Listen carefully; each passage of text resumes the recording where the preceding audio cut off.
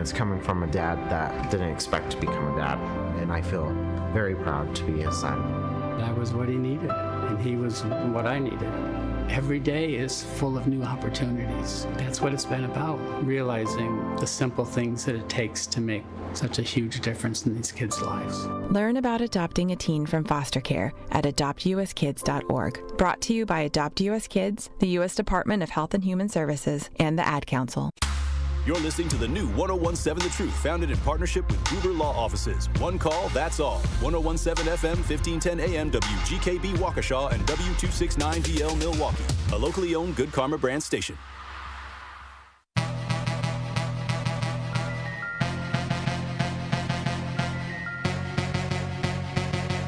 The place for the realest conversations. I appreciate United Garden Homes for stopping through with a check for $2,000. Yes. Some people came through anonymously. Yes. Dropped off money. The family has received those funds. And whatever you can do, if everybody do a little, nobody has to do a lot. The movement continues. What are some of the conditions in the jail that got people upset, like the living conditions on a day-to-day basis? We'll come out our cell at 11 o'clock in the morning. We'll get food and we'll get medication. So that shortens the time. Out of those 2 hours, we'll probably get an hour out, and then we'll have to lock back down. And by lock back down, I mean we stay in our cell. We get fed in our cell. We don't come out our cell at all, and that's pretty much the biggest problem. And they simply say that they're short-staffed, but that's not enough because they knew that they were going to be short-staffed. Like, this has been a problem for over 2 years now. The marathon continues. There's never been a better time to make change in the city of Milwaukee, starting with the youth. And we talked about the housing. Willie Hines, y'all boy Willie Hines, and they trying to change the leadership over there.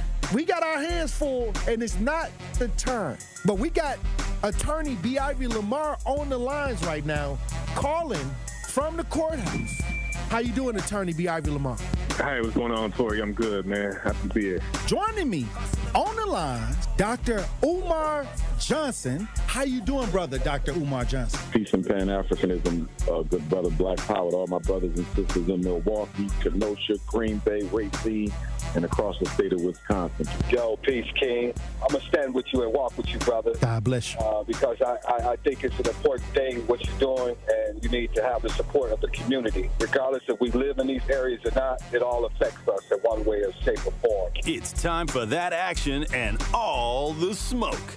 This is the Wisconsin Broadcasters Association award-winning Tory Lowe Show on 1017 The Truth app, and streaming live on YouTube. Man, best show in the world, bro. You got the best show in the world. I hope you know that, man. God bless you, brother. I appreciate that. Big up to you both. Thank you so much. Tory, you spoke to my kids. Liz, you did too. But you spoke to my kids, and when I tell you both that they was talking about what we did earlier that morning all day, that's literally what they was doing. They was talking about it all day. My son was just hollering, Awesome. Where's Tory? Like, I wanted to make sure that I let you know that to hear a person and have a person like you in this community, the way that you are selfless, the way that you give, even when your cup is not even full, you are filling other people's cup. And that just inspires me to make sure that I help you the best way that I can by doing my part. As always, my good brother, stay cool, stay calm, stay focused. Now, live from the Avenue in the heart of downtown Milwaukee, here is the king of talk radio, Tory Lowe. Justice Wisconsin, the truth, the most requested advocate in the state. 101.7 FM, the movement continues. Yeah. Milwaukee, stand up. It's Tory Lowe, the truth. From 1 to 4, we about that action, so tap in and let's go. We want that justice, we want all the smoke. From Monday through Friday, trying to bring the city hope. Yeah. Tory Lowe from 1 to 4, Monday through Friday, let's go. We bout that action from the block, and we ready, let's go. Tap in, and it ain't no holding back. We ready. 101.7 The Truth. Tory Lowe Show, live from American Family Insurance Studio at the Avenue. And I'm here for the action. And nothing but that action. And I want all the smoke. Who wants the smoke today? Salute to all my brothers and sisters on the front lines. The marathon continues. The movement continues. How y'all doing out there in Radio Land? How y'all doing in the chat? We got another powerful show for you today. So I'm gonna need y'all to open up your ears, okay? Thank you for joining me this Monday, March 23rd, 2026. Let me look over in the chat and see who we got joining us in the chat today. Salute to everybody joining the show in the chat today. We got SC, Kawanda in the chat. Willie, I see you, Willie. It's been a while, Willie. Jeff is in the chat. James Griffin is in the chat. Sincere Runny Ray Real is joining us in the chat. Jeff, I see you in the chat. And Sylvia, thank you for joining us today in the chat. Hey, look, it's been a lot going on this weekend. We're going to try to get to it all. I got families reaching out. A couple incidents that I've been working on over the weekend. Just so much going on in the city. This is why we gather every Monday for the Monday prayer for God to help cover us as we move through the week. Let's get the Miracle Minister Kevin on the lines. How you doing, Miracle Minister Kevin? Hey, Tory, I'm blessed. How you doing today? Hey, I'm feeling powerful, but it's a lot going on. I know I'm a little out of breath. I just stayed there just the time I was at a funeral already this morning. Mm. And you think about a funeral, and you see what's going on this weekend. I know you were busy. There's going to be a lot more funerals because these people get a little warm weather. I had to call timeout on going to the funerals. I'll work on the case, but I don't know if the funerals I had to do a timeout with the funerals because that was causing a lot of it was doing a lot of extra things going on. So I had to eliminate some of the stress. So I just had to cut out that funeral part. Yeah, I believe because you got enough going on already. Man. You don't need to tail in, That funeral, like watching the families break down, grieving, and many times I'm looking for, a lot of times these are unresolved issues, and I'm working with a lot of the families trying to get the situations resolved. But then you get to that funeral, and that's when a lot of emotions get to flying. And once you absorb that, I mean, I've been out here, 17 years straight doing this. So I think that was the part I had to kind of say, okay, I won't do the funerals for a while until I can, mentally, decompress. That's a lot of stress. It's like taking in a flood of emotions many times. So I just, after back to back, it was just so consistent. I just had to kind of take a time out on that. Well, I'm glad I was able to spare you from coming to mine. Thank God for sparing you. That'd have been terrible. That'd have been horrible. Because I've been in church, I'm looking at it like, every time I think of it, I'm like, God, you kept me, because that could have been me right there. Mm-hmm. It could have been me. And the grieving from my wife and everything, I mean, bad enough she had to go through what she did, me surviving. But me not surviving, I'm just, it just gives me the opportunity to smell my flowers while I'm still alive. That's what I see. Give me that opportunity. But, this one was for, our brother Victor Barnett, running Rebels. His stepdad had passed. So, we said our respect to him because, he's in the community helping as well. He does great work to running Rebels, him and Dawn, his wife Dawn. So we pay respect where respect is earned, and they definitely earn people respect. Matter of fact, I was at the running Rebels this past Saturday. And I was able to give my testimony about how God spared me. And I told the people that first thing came to my mind was forgiveness. And that's what we don't see out here in the world now. We look over down on Water Street. We look down over off of Titonia, 37th Street over there, the Green Tree Apartments. We look all over the country.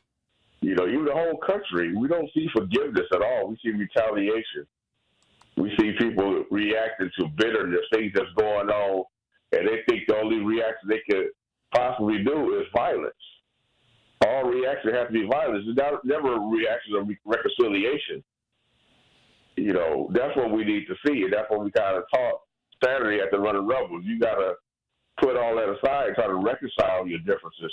You know, I see the other shows earlier today, they talked about putting up your dukes. We fought. Yeah, back in our days, we did. We fought. And then we see each other, we fight again. But it was never trying to take each other's life. And when the fight was over, when somebody clearly lost, you just went your way. Not trying to stomp them into the ground, not trying to, film it on social media so everybody can see how I stomped you, pulled your wig off, tore your clothes off, all that craziness. But that's what we see nowadays, and that's the evil spirit out there that we have to conquer. I agree. And many times when we talk about resolving things, that's conflict resolution. You may be upset at the moment, but at the end of the day, it's nothing that can't be worked out. If you really, if two people come together. But the thing is, people are so emotionally impulsive and they let their emotions take over. And then once it's all said and done, once the fight is over with, once the shooting is over with, they're crying in police custody, wishing that they had have just tried to find a different way to figure it out. Are they sure? Yeah, that's what's going on. Because I'll never see them in that situation. Well, I don't know. You probably seen them there, but you probably seen them there. And I'll be wondering, how do they feel? Do they actually think they're going to take somebody's life and they go home and eat dinner and everything is solved? All the problems resolved now because I done shot you and now I have to go home about my business. No, you are not going about your business. Your business has changed now. Why are we so desensitized about doing stuff, this violence, taking someone's life over a parking spot, a fender bender, over you stepped on my shoe, over you seeing something on social media that I didn't like? If you take that person's life, your life has changed as well. Your family life has changed. Your children's life has changed. Don't think that you can just do something like that and now you're the biggest, baddest man on, you Leroy Brown, baddest man in the hole. Watch out. We ain't going there. Oh, wow. You can't do that kind of stuff. You can't do that stuff and think that life goes on after that. Life has changed dramatically. Dramatically, it's changed, and you will never be the same either. Even though you thought you would, you'll never be the same. Well, I'll tell you this, Minister Kevin. The sad part about it is when you see these young men, they commit these crimes, and especially when it comes to the youth, when it comes to the young people, the teenagers, they're not even 21 or they're barely at 21 or in their early 20s, and then their life is taken from, they took a life, now their life is gone, and then they got 10, 15, 20, maybe even more years to serve in prison, and it just looks, once that reality set in, that's when you see them looking for their mama. They always want to call their mama, from jail. I want to call and want to speak to my mama. But when the mama was telling them to calm down, when the mama was telling them to get an education, when the mama was telling them, hey, look, you don't need to be hanging out with this person, hanging out with that person, it just went in one ear and out the other. Now they got one ear on that phone trying to call from the prison, wishing they had to listen. It's always a good time to listen. Like you say, God give you another chance to get it right. Some of that is listening. Not listen to your mama, listen to what God say, listen to what a real friend say, and stop being hyped up on all the music and the drugs and the alcohol. Stop letting that stuff hype you up. Tory, you remember, you're a little younger than me, but I used to go to the Oasis on 27th and Center. They had a movie theater there. And we used to watch, like, Bruce Lee movies. And every time we came out watching the Bruce Lee movie, it was over with. Everybody walking down the street knew karate. They knew everything Bruce Lee did. We were doing roundhouse. They was wearing those karate shoes, the karate slip. Man, we all was karate. Yes, because that put that in our mind, in our spirit. What Bruce Lee did, and we try to walk over the air, try to climb up buildings and all that. We try to do all the stuff that Bruce Lee did. Because why? That was in our spirit at the time we just got to watch the movie. That's the same thing going on with this music. You hear people telling these stories and saying they did this, do all that, and now you hyped up thinking that's you. That is not you. Stop letting all this negativity get in your spirit. Maybe you won't react though the way you do every time something happens. We got to guard our spirit, man. We can't let this stuff make the worst mistake we ever made in our life. We can't let it do that to us. I agree. And this is why I say, this is why I say we have to be mindful of what we're taking in through our ears. You know, the influences, the peer pressure, that what we're getting involved in. We got to make sure we're mindful, because what you feed yourself is ultimately is what's going to actually come out at one point in time. Exactly. You don't need to come out in a negative way, which you're doing now. And that's why we need to pray. Everybody that's listening, I need y'all to gather together so we can get on one accord today. And I appreciate you, Miracle Minister Kevin, because your message, your words, your prayers are much needed in today's times. And we thank you. Thank you. Father God, in these times of struggling to deal with the adversities, the conflicts, and the moments of wrath, we truly need your help for a positive and godly resolution. People are having resolutions. People are having situations in the evil and unlawful means that is destroying our homes, our neighborhoods, and our country. We need a heavenly intervention that starts and ends with you, Lord. Rebuke the evil spirits that lurk around, setting traps of discourse.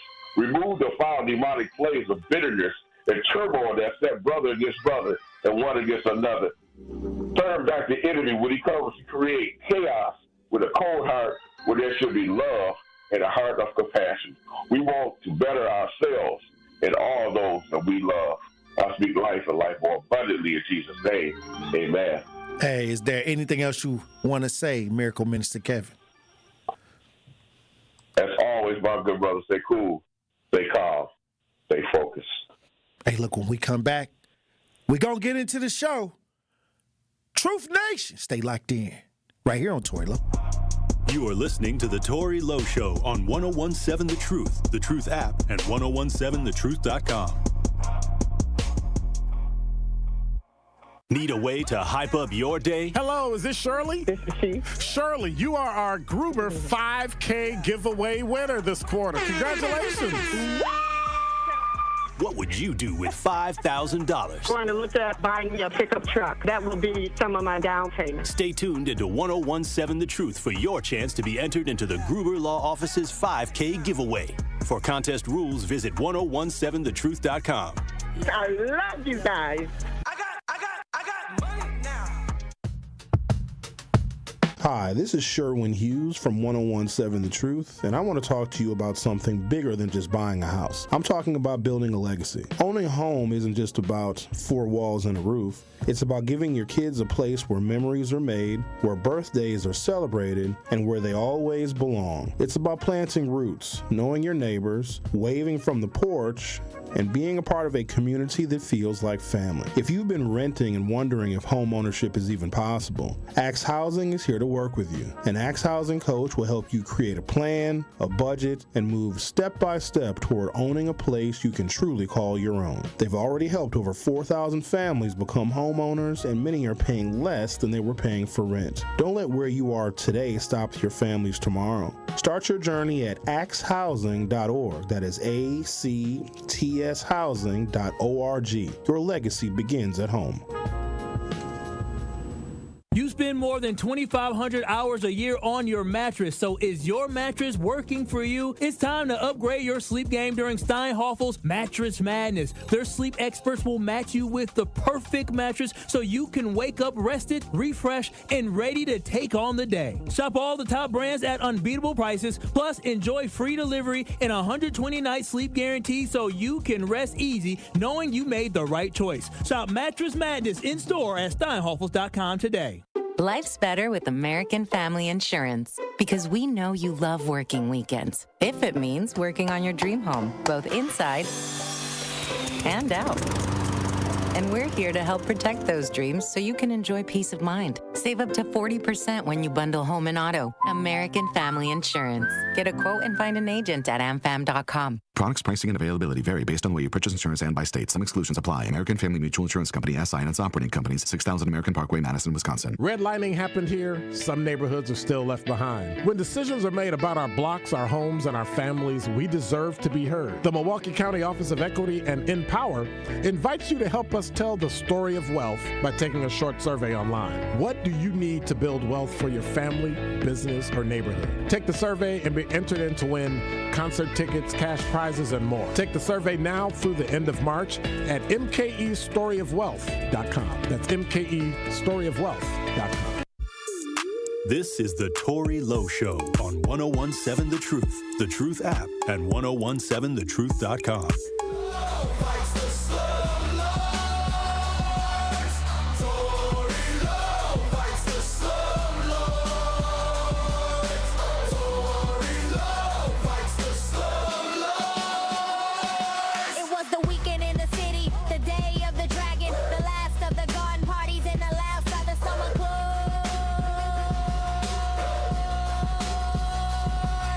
The planet got hotter, the fire got harder, and the cities kept on going.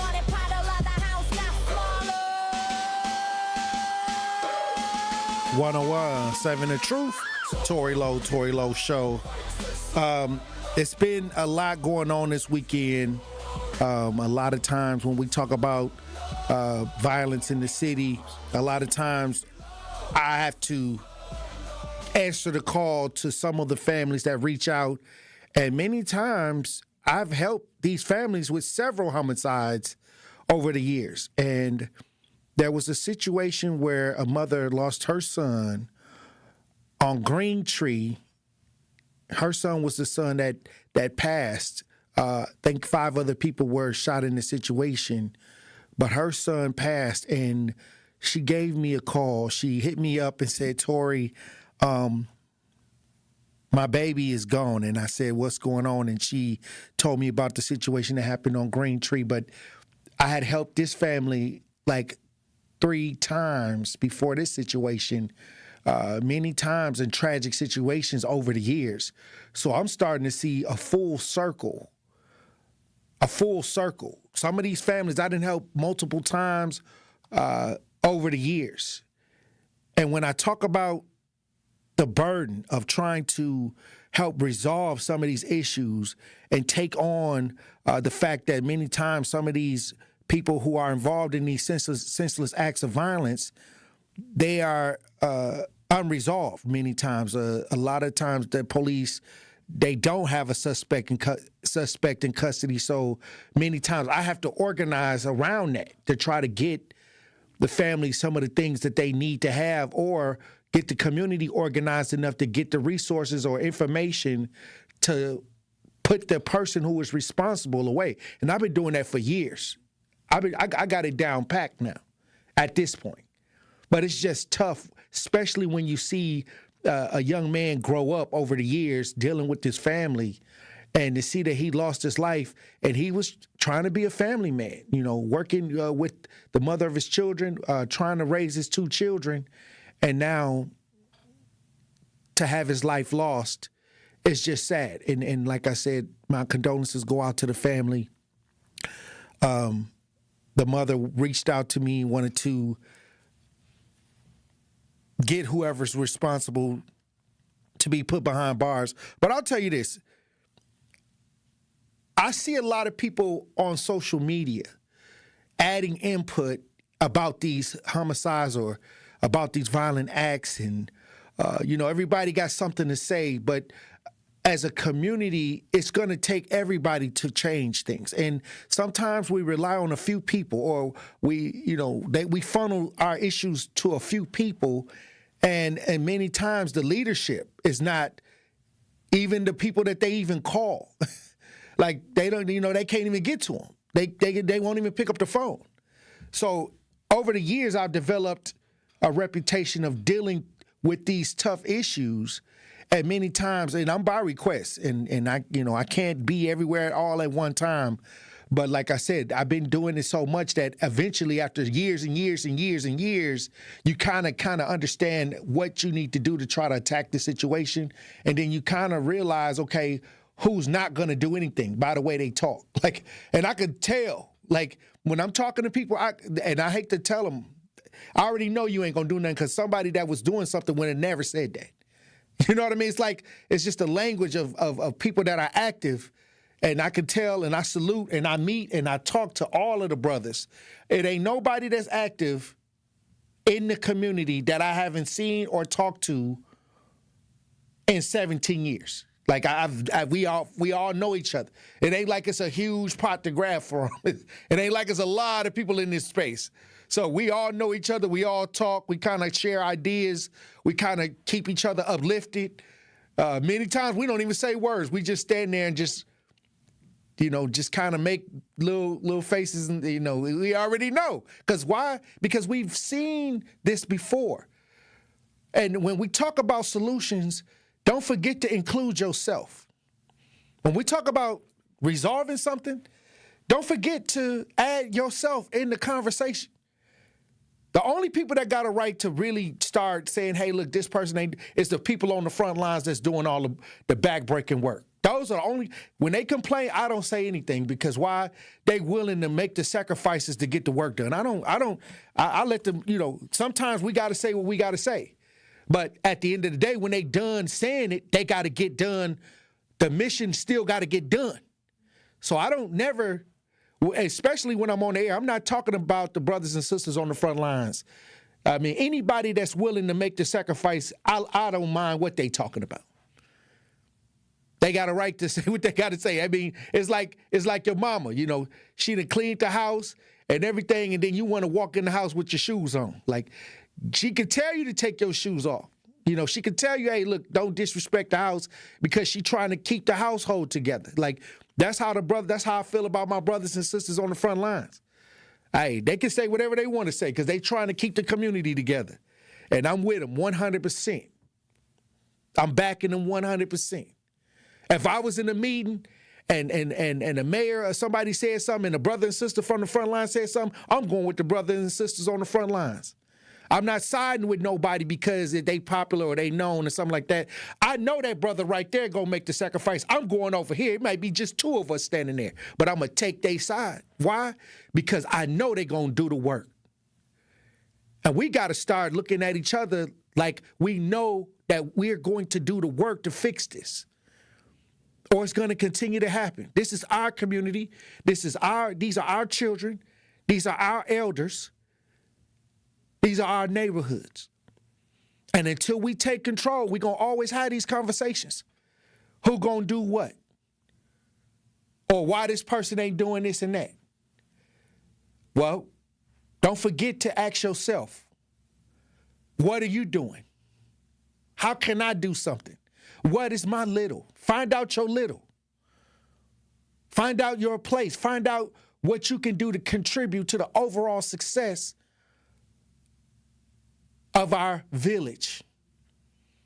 It's time to repair the village, and it's going to take for each and every one of us as people, as individuals, as family members, as teammates, as partners to make it happen.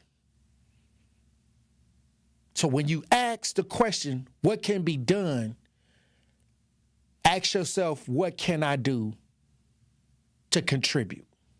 Add that in there. Hey, look, when we come back, we're going to have a Pop Culture Report, Truth Nation. Stay locked in right here on Tory Lowe.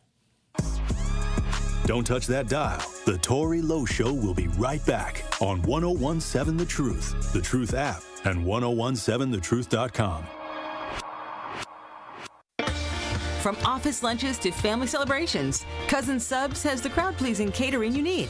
Choose from customizable party boxes, individual box lunches, fresh-baked cookies, and our classic party chips. Everything you need to satisfy any size group, big or small. Ordering is easy online or on the Cousins app, so you can focus on the fun, not the food. Cousin Subs, we believe in better. Milwaukee, this is the night you don't want to miss. The Analysis Live is back, March 27th at the Riverside Theater in downtown Milwaukee. You never know who's going to step on stage. The Analysis has shocked the crowd in past years with surprise appearances by Giannis and Stephen A. Smith. This year, Ric Flair headlines The Analysis Live. The WWE legend, the Hall of Famer, the Nature Boy. You know there will be plenty of surprises. Friday night, March 27th at the Riverside Theater. Lock in your tickets now. TALiveshow.com. That's TALiveshow.com. When I was diagnosed with Hodgkin lymphoma, I had so many questions. I didn't even know that it was cancer. Now I do. It is cancer. Blood cancer. It's actually one of more than 100 different types, and they're all treated differently. Now, unlike some other forms of cancer, usually there's no tumor. You can't screen for it to prevent it, and the symptoms can look like other things, so it could be hard to diagnose. I had a fever for weeks. I was so tired all the time. I didn't feel like eating or doing anything else for that matter. And I know that this can feel scary. But if you know what to look out for, you'll know what to tell your doctor. And you'll feel more empowered to take the next steps. Like getting in touch with the people who know the ins and outs and can help with everything blood cancer related. Blood Cancer United. They work one-on-one with each person who reaches out to answer questions and offer resources. Blood Cancer United was there for me, and they can be there for you. Go to bloodcancerunited.org to learn more. A message from Tia Mowry, actress and Fair Celebrity Ambassador. Game day isn't staged, it's lived. It's the shopping, the cooking, the laughter. For families managing food allergy, that same spirit of preparation means everything. Because food allergy isn't a lifestyle. It's a serious, life-threatening disease that can change everything in a moment. But being ready changes the story. It's knowing the signs, having a plan, and carrying epinephrine everywhere life takes you. Epinephrine is the only treatment that can stop a severe food allergy reaction known as anaphylaxis. It works quickly to reverse the symptoms and can save lives. As families and friends gather for the big game, we see what community looks like. It's one built on awareness, care, and love in action. Because readiness doesn't take away the risk. It brings back the joy. When you're ready to act, you're ready to live. Visit foodallergy.org/ready to act to learn more.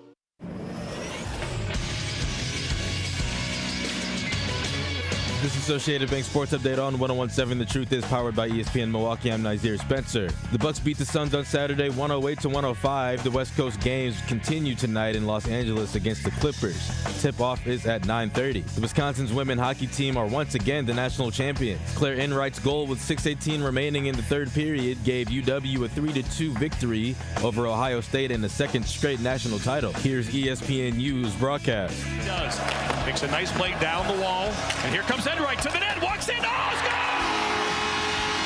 Claire Enright! Was also UW's third in 4 seasons and 9th overall. 4 Milwaukee area high school basketball teams are bringing home state titles. In D4, Milwaukee Juno. In D3, Racine St. Catharines. In D2, Whitefish Bay. And in D1, Wisconsin Lutheran capped off a perfect 30-0 season, beating Madison Memorial 57-37. I'm Xavier Spencer, and this is the True Sports Update on 101.7 The Truth. This is the Tory Lowe Show on 101.7 The Truth app, and 1017thetruth.com. Yeah, Tory Lowe about that action. Tory Lowe about that action. Tory Lowe about that action. Tory Lowe about that action. Man said, Tory Lowe about that action. Tory Lowe about that action. Tory Lowe about that action. 101.7 The Truth, Tory Lowe Show. Pop Culture Report brought to you by Xavier Spencer. Hey, look, Xavier Spencer, it was a lot going on. Oh, yeah. Hopefully we can get to all of it. Hey, we're going to get to all of it, man. I'm going to start off in the local real quick, though, okay? Hey, we got some basketball savants around here in the Milwaukee area, man. Four teams in the Milwaukee area won state this weekend. I know Racine is not like Milwaukee, but it's kind of Milwaukee area. Racine, our brothers in Racine, you know what I'm saying? Yeah. Milwaukee and Racine is like, even though it's like we step brothers. Okay, yeah, I like that. Okay. Now, D4. But we brothers, though. Right, exactly. So I'm going to start from D1 from D4 because there's some controversy in D4. All right, D1, Wisconsin Lutheran Shout out to them. 30-0 this season. Back-to-back D1 titles. 3 championships in a row. The first championship was D2. So shout out them. 30-0 this season, didn't lose a game.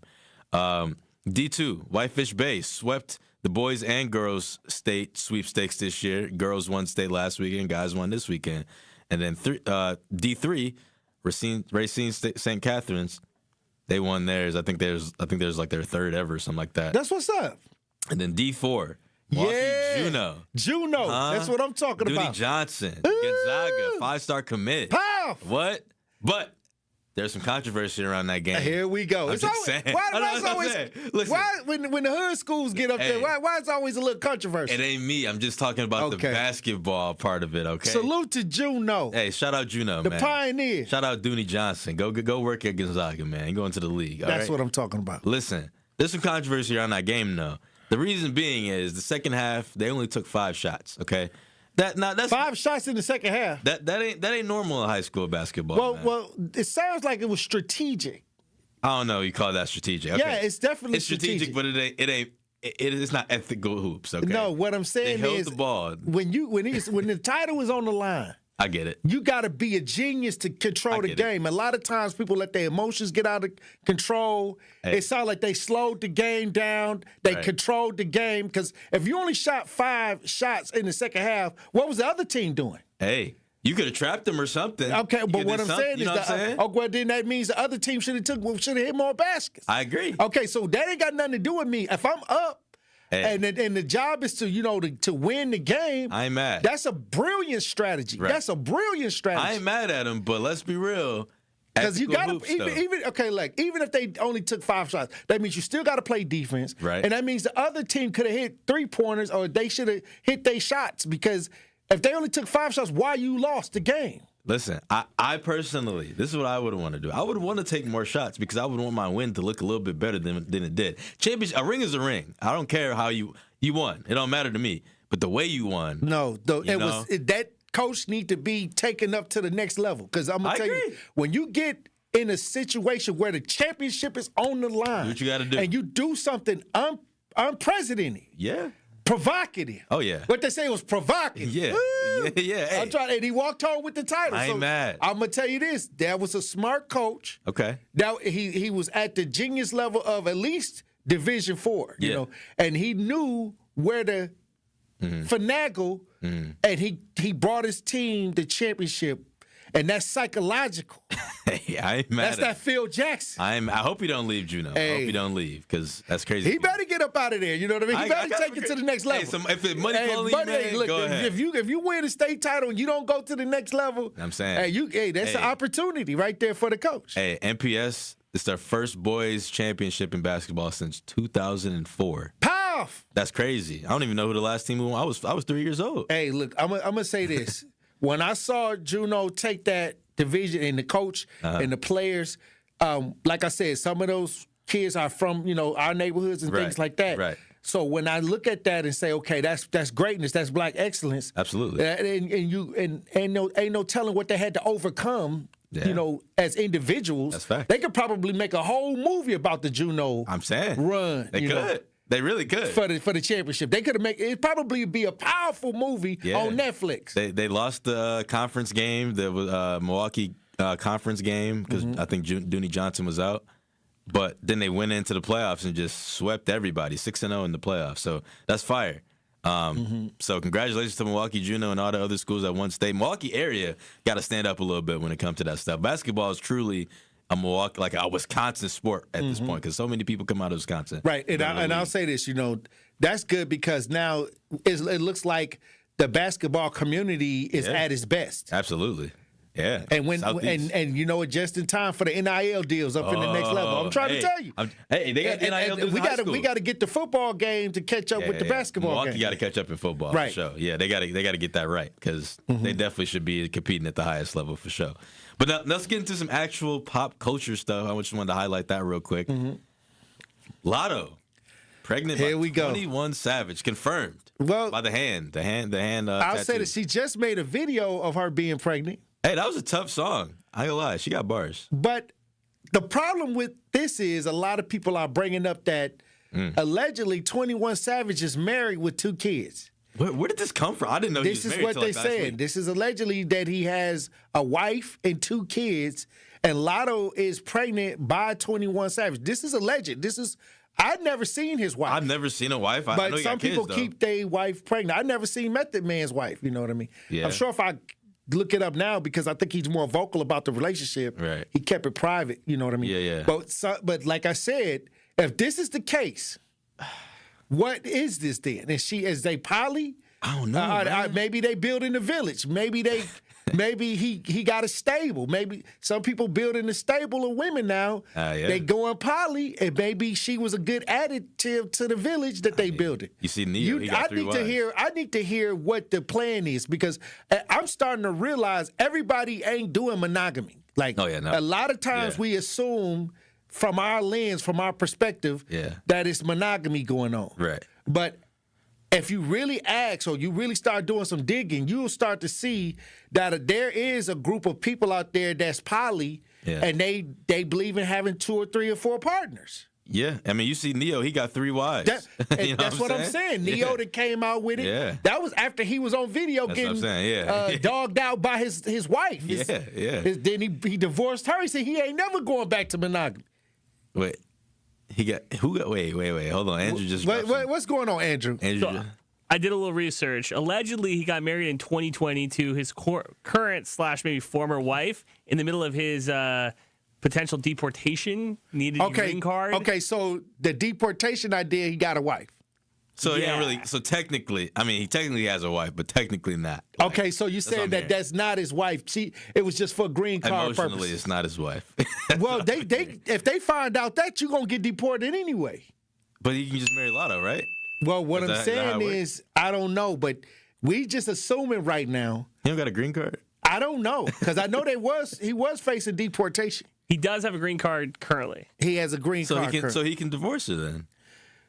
I don't know what he's trying to do. So But he can get I don't know divorced what and the marry Lotto. deal is. Maybe because if you a millionaire and I'm finna get with you to marry you, believe me, I got a contract. Oh yeah. So what does that look like? I want to know what's on the contract. So that's what You I'm know saying. Yeah. That's why we gotta start reserving our opinions about people's relationships because people may not have your monogamous mind frame for the relationship. Yeah, you see Lotto going online talking about my man. Like she go online saying she's obsessed with her man. That's 21 Savage. Right. And so it must not be no problem behind it if she's obsessed with this dude. And they're so open about. Well, they're not open about it. They were caught on vacation like last summer. Okay, together, so they don't care. So all I'm saying is, what is the relationship dynamics? Yeah, I gotta know. I don't know either. I'm trying to figure that out too because I don't get it. Because all right, I tried to tell this story before. Okay, but I don't know on the air. I tried to tell it. Okay, all right. But I got a brother that's Islamic. Okay, and he can have 4 wives. Like, okay, yeah. And I was like, whoa, like what you mean? Like you know, and he started breaking down the way that they do it, and I was just blown away. I'm blown away because this ain't how I was raised. Yeah, I don't get it. Okay, so it's different ideas. So that's why after that I said, okay, I'm gonna start asking people first question, what is your relationship structure? Literally. I need to ask that because Let's make a contract. we can't just assume, because now it's so many different relationship styles out here that I gotta make sure that I got the right relationship style so I can give the right opinion. Yeah, look. Hey, it's a lot of because they going around. She happy. You ain't seeing the That's what I'm saying. the She's wife smiling. on the internet. Yeah, she made this whole record. She probably don't even know her. That's what I'm saying. That's crazy to think about, man. Hey, real quick before we go to break, in the comments of like all these Lotto posts, everyone's like, she made this lyric talking about Big Mama no kids, and everybody's mad at her until she's like finding the right guy or something like that. And then everybody like mad, like, what happened to Big Mama no kids? And then like it's just like you found the right guy. But if you find the right one, it don't matter. You know, the baby's gonna come out. You know how people be. Hey, look, let me tell you something. Everybody have to choose their path. Yeah. And when you look at celebrities, especially after the last 5 or 6 years with all of the stuff that's going on in Hollywood, I'm not surprised. Yeah, I agree. And from all of the Hollywood stuff, I found out that people was living all these alternative lifestyles too. Mm-hmm. Yeah, that's some scary Look at stuff. Will and Jada. Oh, yeah. They saying that allegedly Will ain't even in the house no more. Jada in the house by herself now. Yeah, Will probably got some big mansion that he just in there. Then come to find out all this other stuff with Will. So I don't know. Yeah. Well, we gonna run the break. Yeah. When we come back, we'll have more conversation, Truth Nation. Stay locked in. You are listening to The Tory Lowe Show on 1017 The Truth app, and 1017thetruth.com. The Brew Crew are back on March 26th. Curio sends it deep to left, and there she goes. Catch the Brewers on local TV as they open up the season against the Chicago White Sox. And Yelich launches one deep right center field. Forget about it. Oh, my goodness. Third deck. Brewers opening day is presented by Construction Business Group. Tune in March 26th at 1:10 on Fox 6 in Milwaukee, or check your local listings to watch the game. Need to look your best for a special occasion? You need the $100 hookup. This incredible deal includes a marvelous suit, shirt, and tie, all for $100. Only at Nick Cavani's, home of the $100 hookup. And that isn't limited to some standard stock suit. You'll be pleased by the top quality and variety of fashion offered at Nick Cavani's. No matter the occasion, maybe you're just ready for a fresh, new stylish look. Get hooked up today at Nick Cavani's in Mayfair Mall and at nickcavanis.com.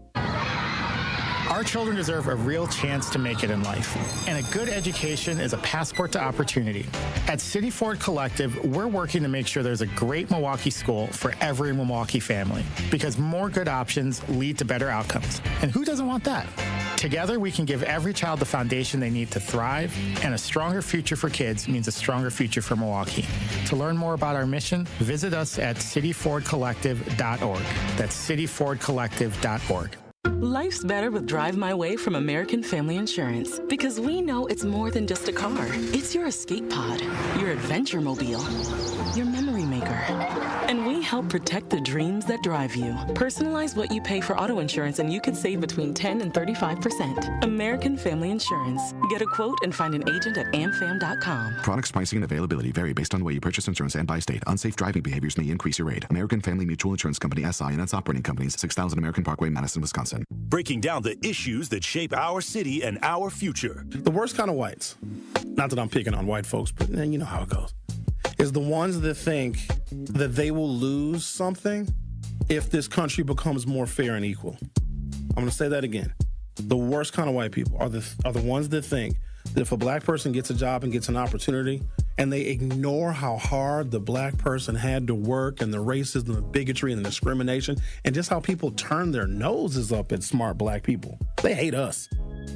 And the black person works really hard and overcomes maybe generational curses of poor health and poverty and all of those things. And we got to deal with the police and the criminal justice system that doesn't often have our backs. And then the black person gets a job, gets an opportunity, and a white person sees that and thinks that they lost. Those are the worst kind. It's The Truth with Sherwin Hughes, weekdays from 9 to noon. Catch it live on YouTube or tune in to 1017 The Truth. This is The Tory Lowe Show on 1017 The Truth app, and 1017thetruth.com.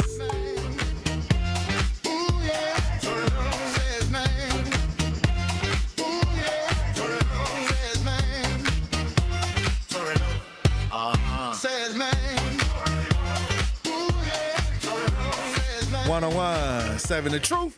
Tory Lowe Show. Pop Culture Report brought to you by Nazir Spencer in studio. Yeah. On this beautiful Monday. Yes, sir. Listen, we got. I'm gonna make this real quick. Actually, we got two Justins, Justin Bieber and Timberlake. Justin Bieber. I'm gonna start with Bieber. Him and Usher got into it after the Oscars. Michael B. Jordan won last week and stuff like that. So we was praising him. They had an after party at Beyonce and Jay-Z. They hosted it. And it's the pictures swirling around online. I still don't know if it's real. It look real, but also like AI. So is it a video or a picture? It's a picture of Justin Bieber and Usher, and conveniently Beyonce is they choking each other? Justin just got his hands like this on his shirt, and Usher like right there and then Beyonce conveniently is in the back like shocked. So it looked AI to me, but like at the same time, TMZ had it up. You gotta be. TMZ had it. That's what I'm saying. They ran by. That's like a legal. The lawyers probably ran it through the AI. I'm guessing to see if it's real or not. I'm guessing it had TMZ like shaded into the picture. So like, was it on the TMZ site? I didn't see it on there. Well, that's what I'm saying. See, you can do the watermark. You can do the fake watermark now. Yeah. So I don't know. I'm not gonna sit here and say it's real, but the pictures, but the reports are real that they got into it.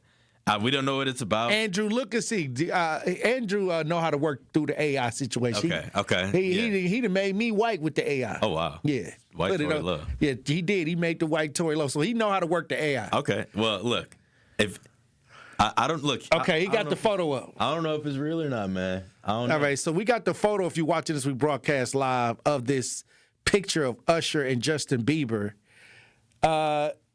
What do you think this mean if it's real? If you think that they're to me it could be a business thing because Usher found Justin Bieber, right? Yeah, gave him over to Diddy. Yeah, well, because Usher when he was younger, he was with Diddy too, he was. It was called Flavor Camp. Yeah. Oh wow. So he went to Flavor Camp, and then whatever came out of that with him. Yeah.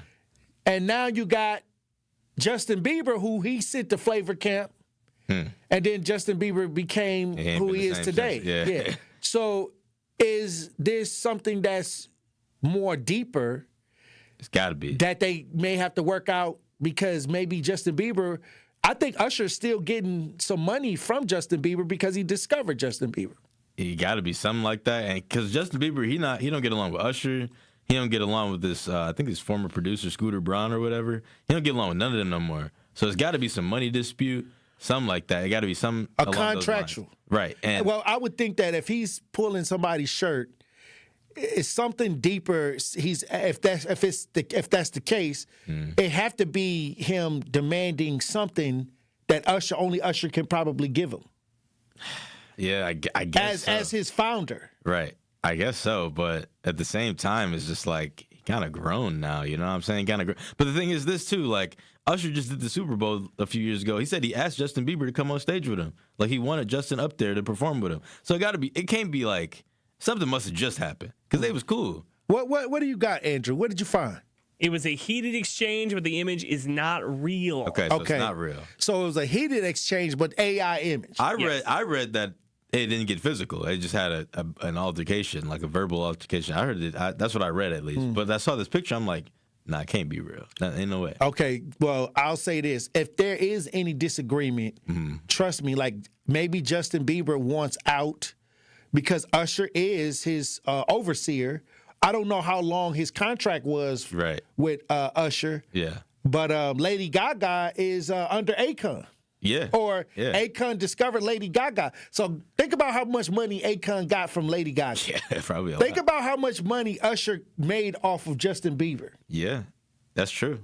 I mean, Usher probably made like hundreds of millions off of Justin Bieber because you know how big he is. So, hey, I don't know what that's all about. Hopefully, we'll keep an eye on it, and hopefully we'll get to that in the future. But we got another Justin that had some issues a few years ago. His body cam footage just came out. Justin Timberlake. Yeah, he was kind of joking around in the video, and he was driving drunk, and you know he was just in the video saying like, "You're gonna ruin the tour," like as a joke. Like he was just trolling him the entire time, and like the whole video is just kind of funny. Like he's just sat there drinking and driving. Well, he drank. Yeah, that's why he got pulled over. Like him doing the driver's like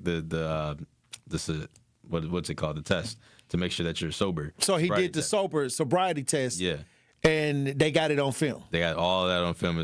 Did he fail? He failed it. I'm guessing he failed it because he went like back to the station with them. So yeah, so that was real quick with that. But well, he shouldn't. He got enough money to pay a driver. Right. Look, that's what I'm saying about some of these people. He got money. I don't get that. He can get a driver for the rest of his life. I know he got a driver. Everybody got a driver. Right. You know what I mean? So, but I heard you got some news about Ryan Coogler and Nipsey Hussle. Oh, something was going on with Ryan Coogler, and Ryan Coogler says they Sinners. Yeah. Smoke and Stack. Yes, sir. Was based off of Nipsey Hussle and his brother Black Sam. Inspired. That's kind of crazy to think about. I mean, it makes sense. He's from that area. He grew up in Oakland. Director Ryan Coogler says Nipsey Hussle and his brother Black Sam subconsciously influenced the creation of characters Smoke and Stack in his Oscar-winning movie Sinners. That's crazy. That's inspiration for real. There's a video of him like discussing like the the camera angles and stuff, like how he filmed it, and you can just tell like he just loved what he does, man. It's crazy to see. Like, well, I'll tell you this. That's amazing that he's able to get his royalties after 20 years. But I saw somebody else who got their royalties off of a movie when I was coming up. It was a California movie called Three Strikes. What's that? It's an old school, funny movie. Yeah. I think DJ Pooh was in it, the dude that got knocked out by Debo. Yeah. I think he was the producer, and it was another guy. Yeah. And the actor on Three Strikes. It was a funny movie. It was kind of bootleg, but it was kind of funny. Okay, yeah. But I guess they got their rights to the movie now after all these years. So do it usually take that long to get the rights back? Man, look, I think after a while you can go and take them to court and try to get your rights back after 7 years. But I think it depends on what the contract was, 20 years or so like that. You could probably get your rights back. So that means the movie's gonna be worth like way more down the line. Well, it was on DVD. It was back in the day. That was on what? DVD. Yeah, VCR. It was VCR, you know what I mean? So maybe he can bring it back up and, make some money from the streaming services on it. That'd be cool. Maybe a remake or But something. I'm happy that more people are getting their rights back from their intellectual property. So do you get, I don't know how royalties work really. So royalties come on the back end, through syndication. Let's say when you initially get in a movie, they'll say, I'm going to pay you $20,000 for this role. Okay. And then you'll say, okay, well, if you're really thinking, you'd be like, okay, well, give me $5,000 and I'll take the money on the back end. Okay. Most people going to be like, okay, give me the $20,000. That's all exclusive right there. Right, yeah. So once you take the $20,000, they don't owe you no more. So down the line, however much he asked for, Kugler, he go get the back. Well, what I'm saying is he has the movie outright. So whatever the movie makes, he'll get 100%. Oh, wow. That's a lot of money. The one kid from The Lion King is a great example of how to get the money on the back end. Right. Because he made millions of dollars on the back end, and I think they offered him like a $1 million or so up front. Like, hey, if you do the Lion King songs and stuff like that, we'll give you like $1 million. And his mother was like, nope, I want equity. Yeah. And I want the back end. So I think he took like less up front, and he was a kid at the time. And the Lion King keep paying him over and over and over again on the back end. Oh, wow. Disney just flowing out money like that? No, what I'm saying is it's just you can make a choice. But sometimes they don't want you to know you can get some back end. Of course not, yeah. So I'm going to give you like $200,000. You're going to be like, oh, that's life-changing money. Oh, this game. You're like, oh, you're going to give me $200,000 for this role? You're going to take it. Yeah. So, but you don't know that you could have made $3-4 million down the road. Yeah. From royalties and things on the back end syndication. Every time it play on the TV, back down the road, crazy. Like you could get that kind of money. So they paid you outright. So how much realistically will Kugler make? Do we know that? Oh no, he is wealth. Yeah. All I know is generational wealth. His kids will be eating off. His kids will be eating off that movie. Because worldwide, the movie made like $400 million or something, like 380 or something like that. Well, but what I'm saying is, if at 20 years, 71 million, he'll get all the rights to Sinners, right? Yeah. And let's say in 20 years, there's advanced ideas out there, new kind of systems where we're viewing things. Boom. He gonna make all that money. It's all his. So his kids are just set. Pretty much. For generations. For generations. It's all fire. Let's say if you was on the Lion King, whole dynasty, the Lion King is still making money right now. So then let's say it break into subdivisions. Let's say Sinners get like a series on Netflix. Oh man. Wow. I'm trying to tell you, it could go crazy like that. Hey. They need to teach us more about trust and intellectual property and licensing. Yeah, I agree. I'm surprised we got to learn all that stuff. Yeah. I'm surprised he didn't do that for Black Panther because that's a bigger movie. So, well, he got in and then he was able to do whatever he can do. Marvel just probably you got to get in first, hey. Yeah, Marvel probably just cheap with you can't come off the top talking crazy like some of y'all be going to the first day at work. Yeah. First day at work, you want to run the job. You got to wait. You got to do a good job, get in. Yeah. And then all of a sudden, once you prove your value, you can stake your claim. I can only imagine what Black Panther would have done for him, man. That would have been crazy, but congratulations to him, man. All right. Well, thank you for that Pop Culture Report, Nazir. Absolutely. Pop mouth. Yes, sir. Hey, look, when we come back, Truth Nation, we going to open up the lines. Stay locked in.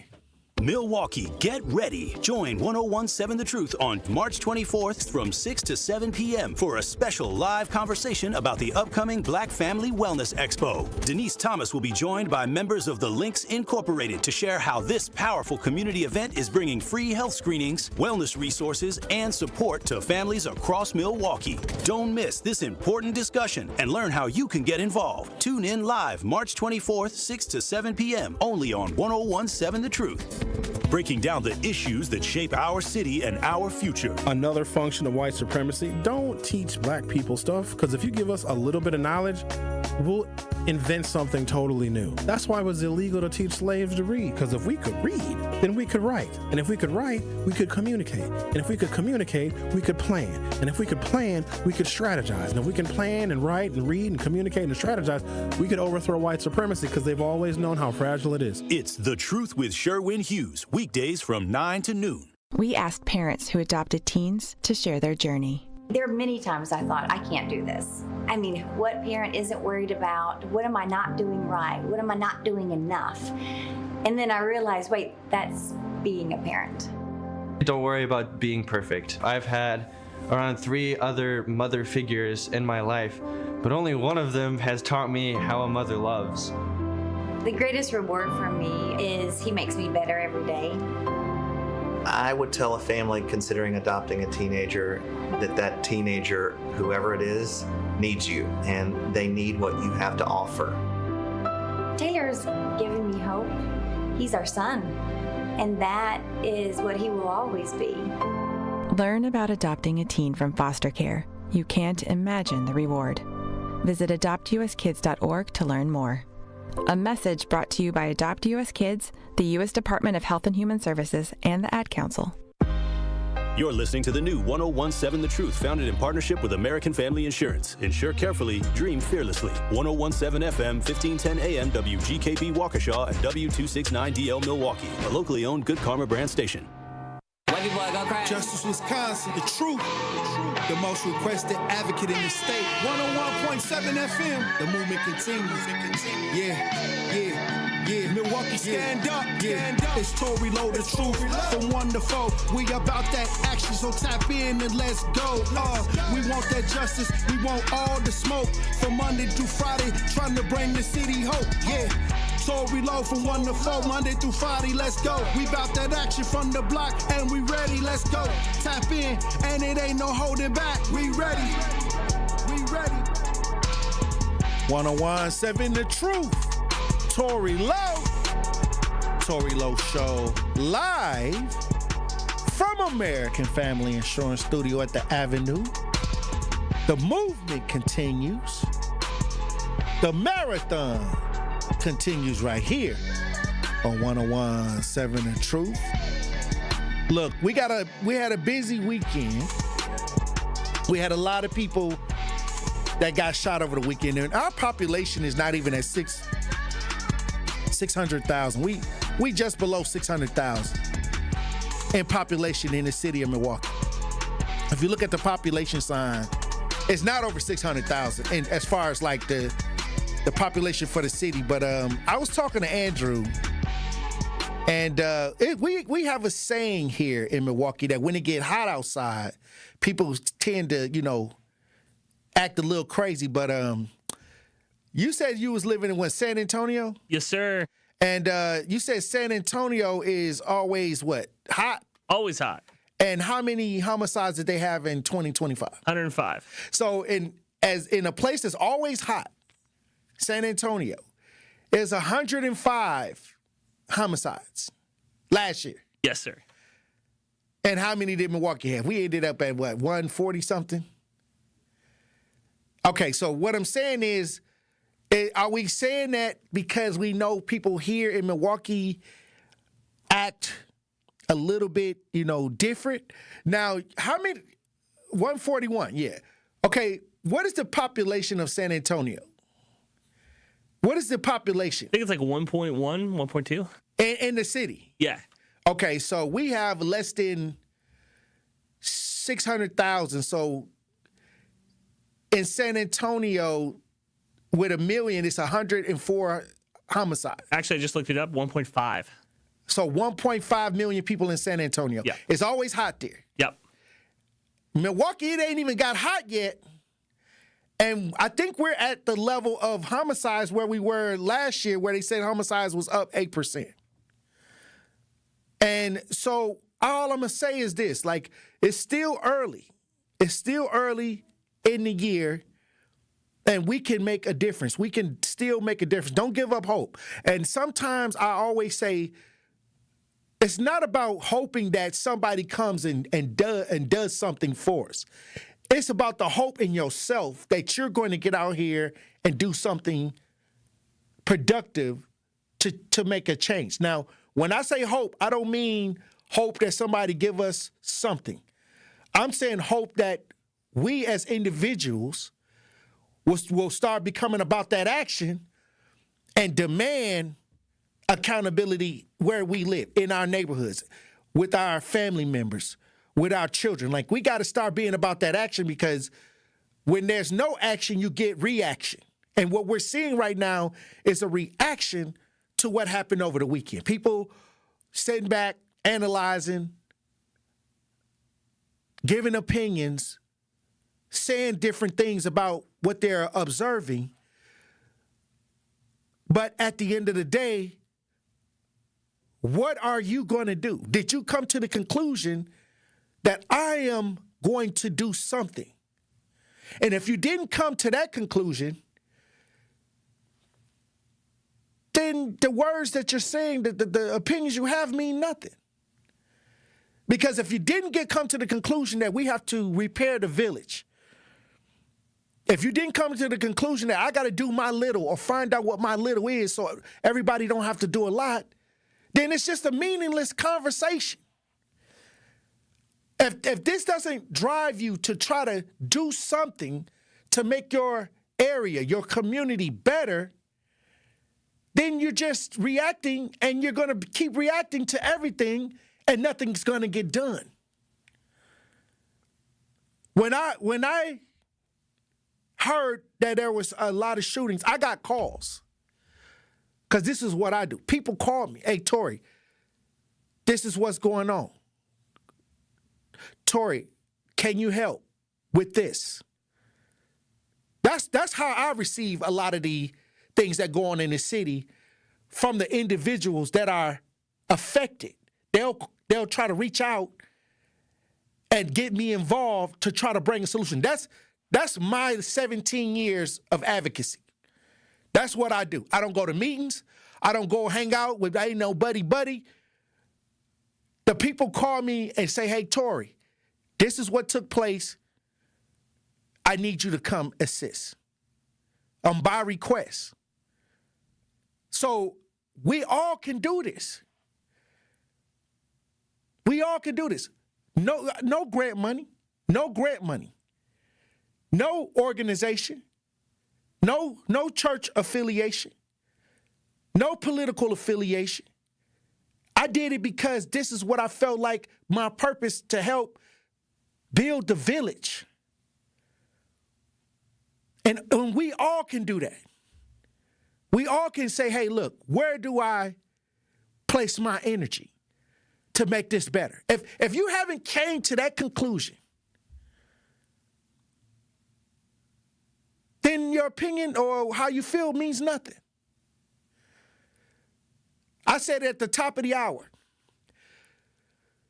if I'm around my brothers and sisters from the front lines, I'm taking their side. If they say something ain't right, I'm going to listen to them. Why? Because they're in deep. They're not reacting. They're trying to tell you something. What the lady in the color purple say? God is trying to tell you something. What was that? Suge came and tried to tell the daddy that God was trying to tell you something. That's the people on the front lines. They trying to tell you something. I'm out here with them. I'm on the front lines. I'm trying to tell y'all something. And it may sound different from a person that's reacting. Like, oh, wow, this is crazy. No, I'm going to say, hey, look, it's bad out here. But I know the secret to making it better. And they say, how you know?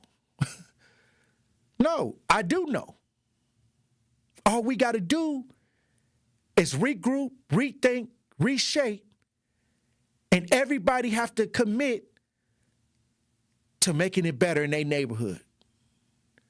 We have to make a commitment with each other. We have to make and look at each other and say, we're the ones that's going to restore.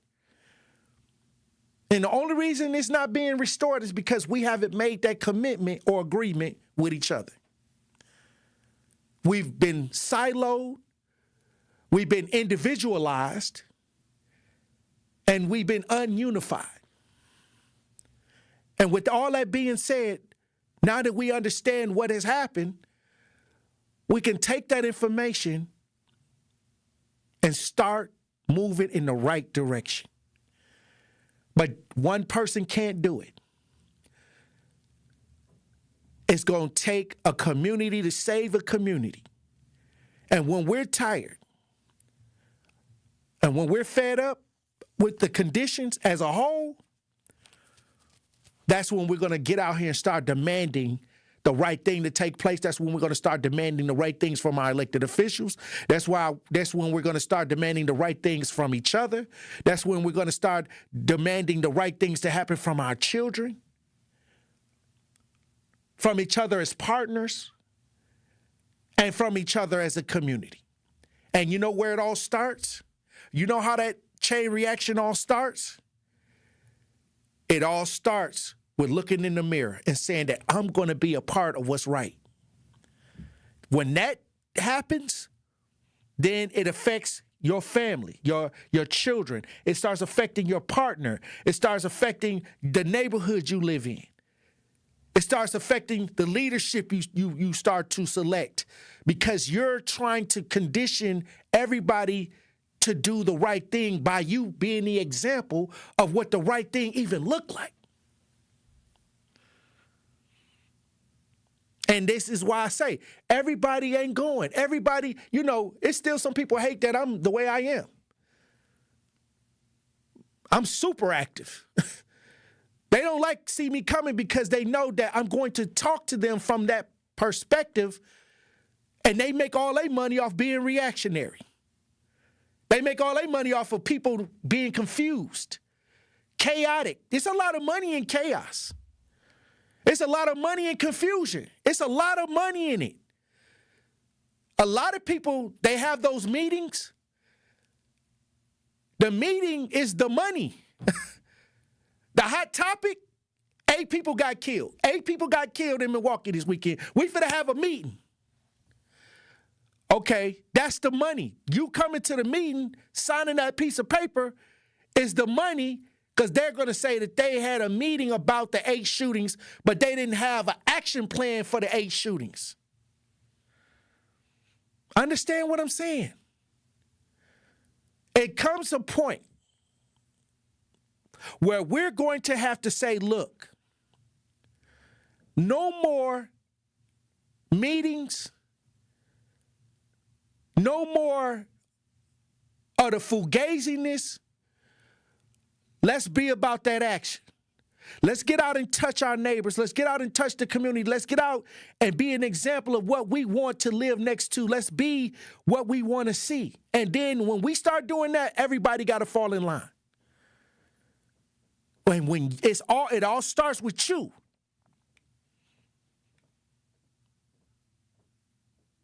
And then your family, then your children will fall in line. The male and female ideas have to resonate, change.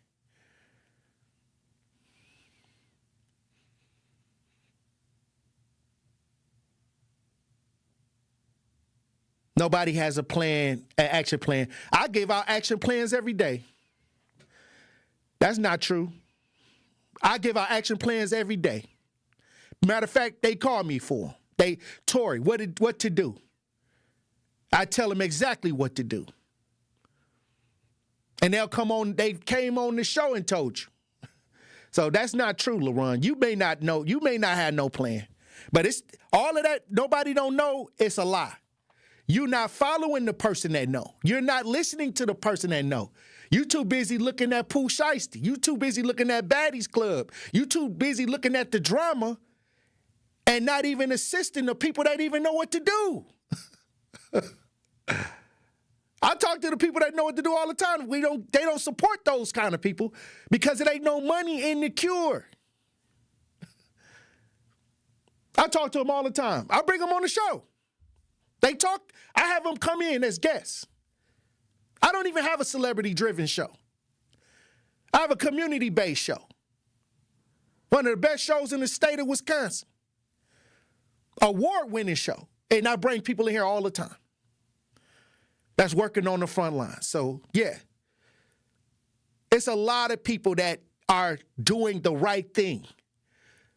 But you not following them. You following the latest drama on social media.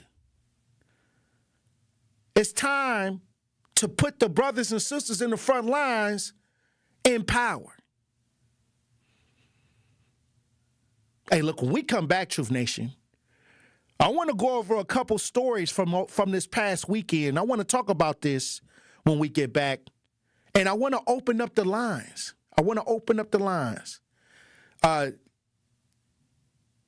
Truth Nation, stay locked in.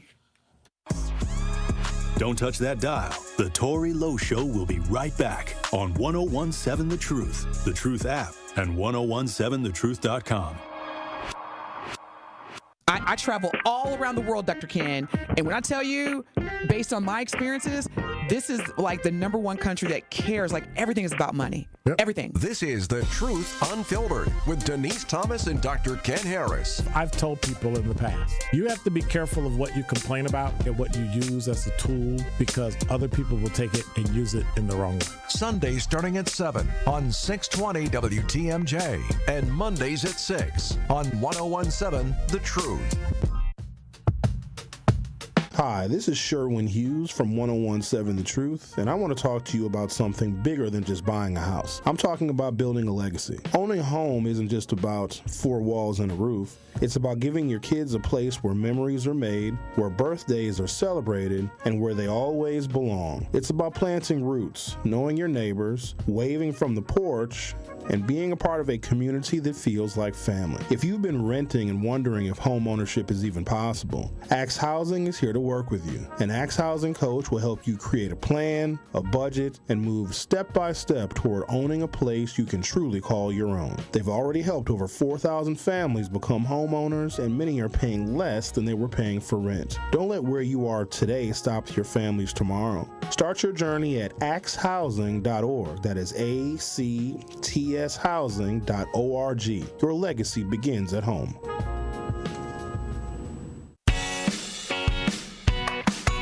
Calling all seafood lovers, the lobster salad sub is officially back at Cousin Subs. Fresh lobster mixed with our creamy signature mayo, topped with tomato and onion, served over crisp lettuce, and finished with a sprinkle of Old Bay. All on our fresh-baked Italian bread. It's a crave-worthy classic you can enjoy in store, online, or on the app, but only through April 5th.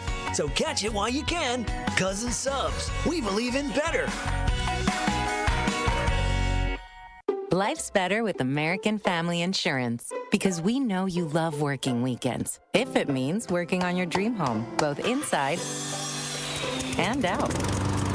And we're here to help protect those dreams so you can enjoy peace of mind. Save up to 40% when you bundle home and auto. American Family Insurance. Get a quote and find an agent at amfam.com. Products, pricing, and availability vary based on the way you purchase insurance and by state. Some exclusions apply. American Family Mutual Insurance Company, SI, and its operating companies, 6000 American Parkway, Madison, Wisconsin.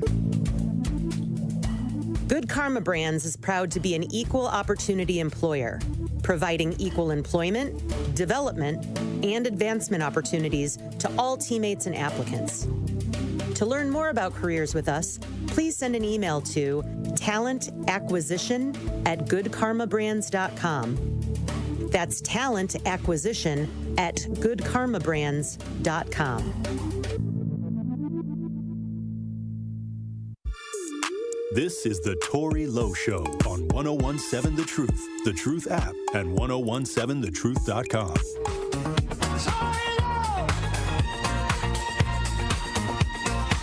Well, the morning for the dawn. Now the party has begun. Get your hat, put on your shoes. Tory Lowe is coming through. Tory Lowe, get on the floor. You want some more? Tory Lowe. 101.7 The Truth. Tory Lowe Show. Hey, look, if you want to join the conversation, 833-212-1017. I guess my question of the day is, what can we do as a community to make things better? Because I think that we have to be involved in the conversation. We as individuals, we as community members, what can we do to make things better? Because I think that we get out of that conversation and look at the overall violence or look at the overall aggression, but we can do something, and always something is being done. Before we went to break, LaRun comes back in the chat, and I'm only address this one because I got so much I want to talk about. But he said, then why isn't it working? Because you ain't there. It ain't working because you ain't showed up to nothing. Hold on. Let me finish answering this question. Like, cause you ain't showed up. That's why it ain't working. Cause you can't see it working because you're not out here. Like, it's brothers out here that really put in a lot of time and energy, but they not supported. Now, the city know that these people are out here, but they don't work to enhance what they're doing. That's why you don't see a huge turnaround. And then many times people support the wrong ideas and wonder why they don't get nothing in return. But there are people out here. There are people that are getting things done in their own way without support. And I know it, and I see them, and I bring them in here. Like, I talk to them. I introduce them to Truth Nation so they will know, okay, these people have a resource, or these people have something that they're offering the community that they can help. Understand what I'm saying? So don't let the devil or people fool you that nothing ain't being done. There's plenty of kids graduating with 4-point grade point averages due to mentorship. There's plenty of things going on where people are thriving in certain spaces and patches because people are overhauling the situations on their own without the support. Trust me, I wouldn't have said it if it wasn't happening. Now, is it working across the board? No, because it has to do with leadership decisions. It has to do with our decisions. Who are we allowing to control our energy? What are we paying attention to? All of that is a factor. So understand that there are great strides being made out here. I wouldn't have told you if it wasn't. But is it coming from the space that you in? It may not be. If you confused, it's definitely not coming from the space that you in. But I visit, I work and create with people that are doing amazing things all the time. Now, is it supported by the majority? No, it's not. That's the truth. Do they feel like they have to leave Milwaukee and do something else and go somewhere else to get the support? Yes, they do. The low vibration is in the front. And those that are vibrating high, that are working to try to make a difference, nobody sees. Nobody is paying attention, or this is not where they're looking at. This is not what they're looking to for entertainment or for whatever reasons. They're not looking over there. That's all I'm going to say. But we still got a lot of work to do. And it's going to take me and you. And if you got a problem with me saying that, you the problem. When I say it takes me and you to make a change, that means it's going to take us, we, together. And if we can do it together, that don't mean we got to go out and eat dinner together. That just means that we got to hold our end up. When you move the couch, you need two people that's willing to pick that couch up and move it where it's supposed to go. And many times, all we need is for each other to hold our end up. And that will create change. Just that simple idea right there. Do we got a long way to go? We got a lot to, let me tell you something, it's a lot it ain't, nobody should be arguing. It's enough work. It's enough work for everybody. I'm going to tell you that right now. If you arguing, you ain't working. I know you ain't working. Because I don't know nobody that's working that got time to argue with nobody.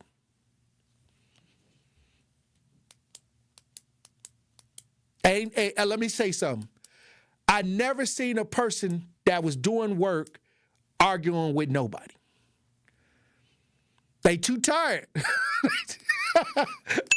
they tired. If you got enough energy to argue and fight, you ain't working. I don't believe it. I just take a page out of your book now. Hey, I don't believe it. God bless you. Keep it moving. Let me tell you something. I've seen people work in factories all day. And the last thing they want to hear is an argument. They tired. My feet tired.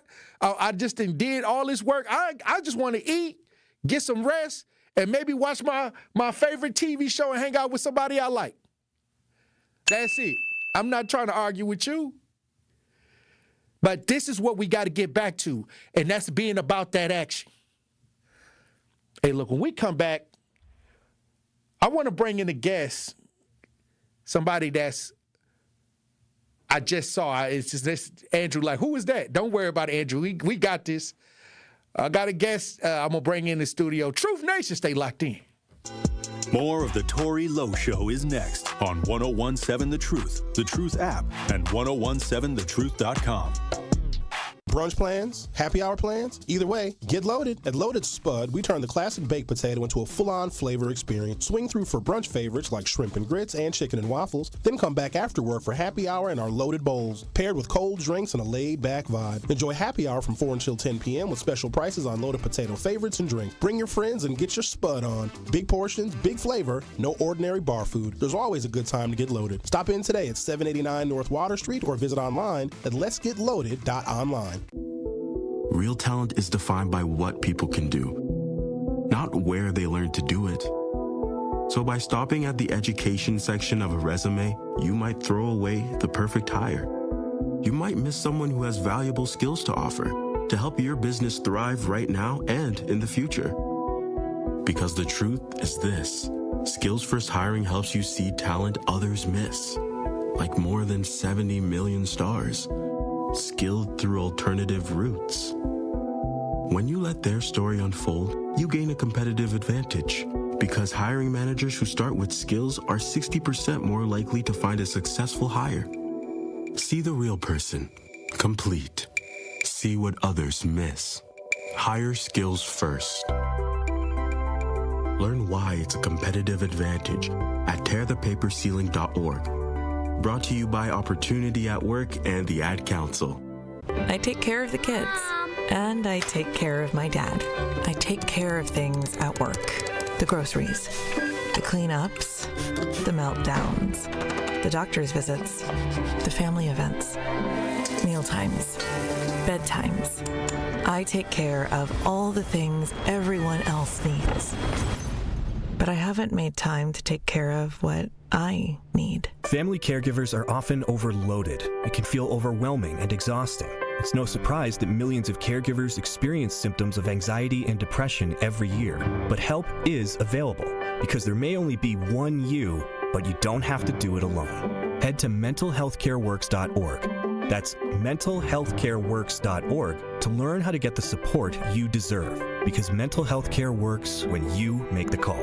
If you're experiencing a mental health crisis or thoughts of suicide, dial 988, a message from the American Psychiatric Association Foundation.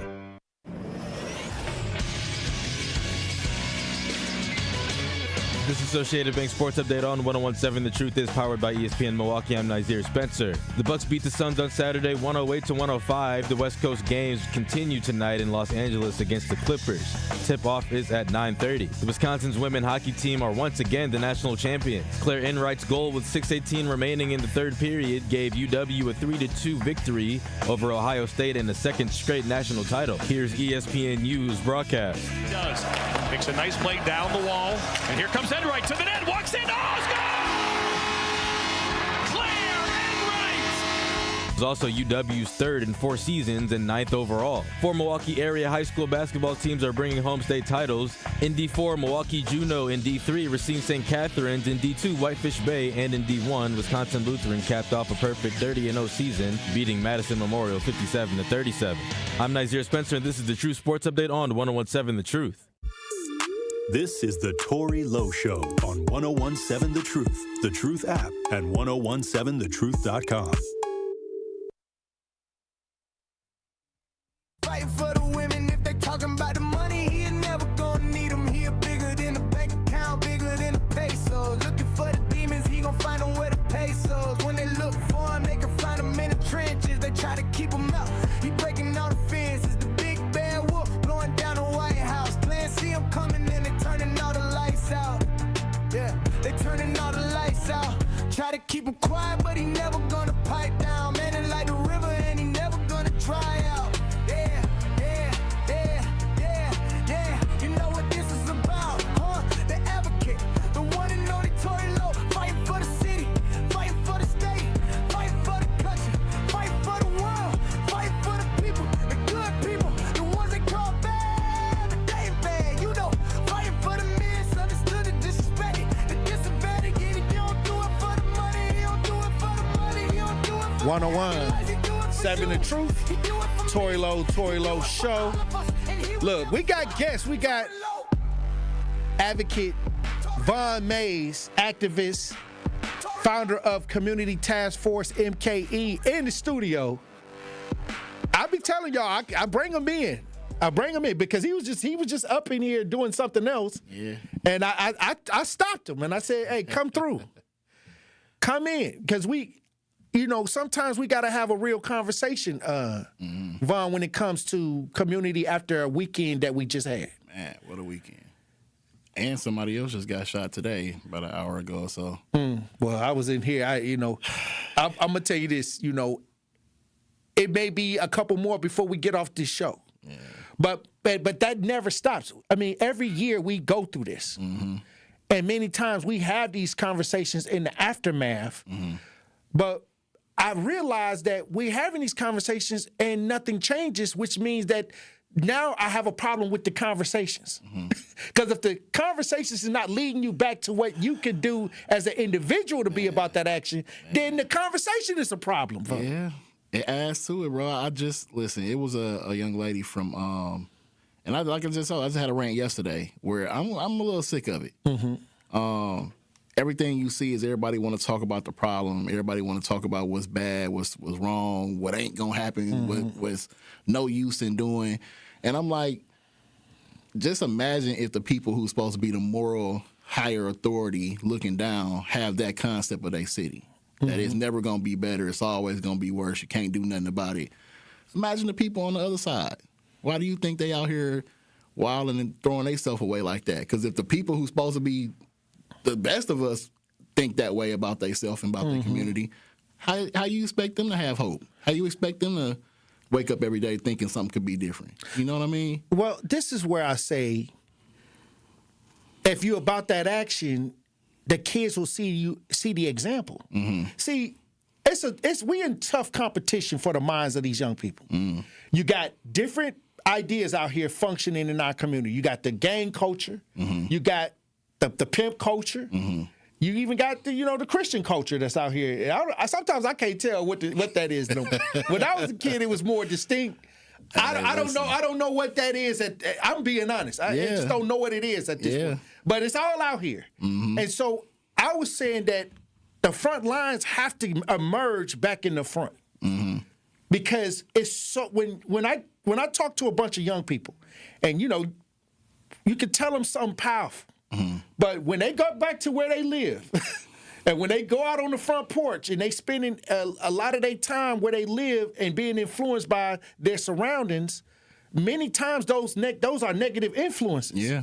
And so maybe I'll get to touch that child or talk to that child or see that child every other week or, not as much. But the majority of the time, they in the neighborhoods, fight or flight mode, dealing with people who have maybe, out here with the ideal of hustling, G-code type philosophies and things like that. Yeah.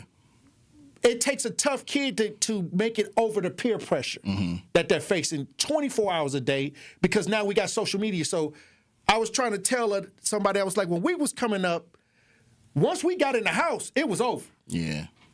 Now they sitting in the house, high blood pressure because of what's going on social media. It's some adults that's on social media with the high blood pressure. Man, listen. That's all I'm saying. Man, listen, it comes a time where accountability is across the board, right?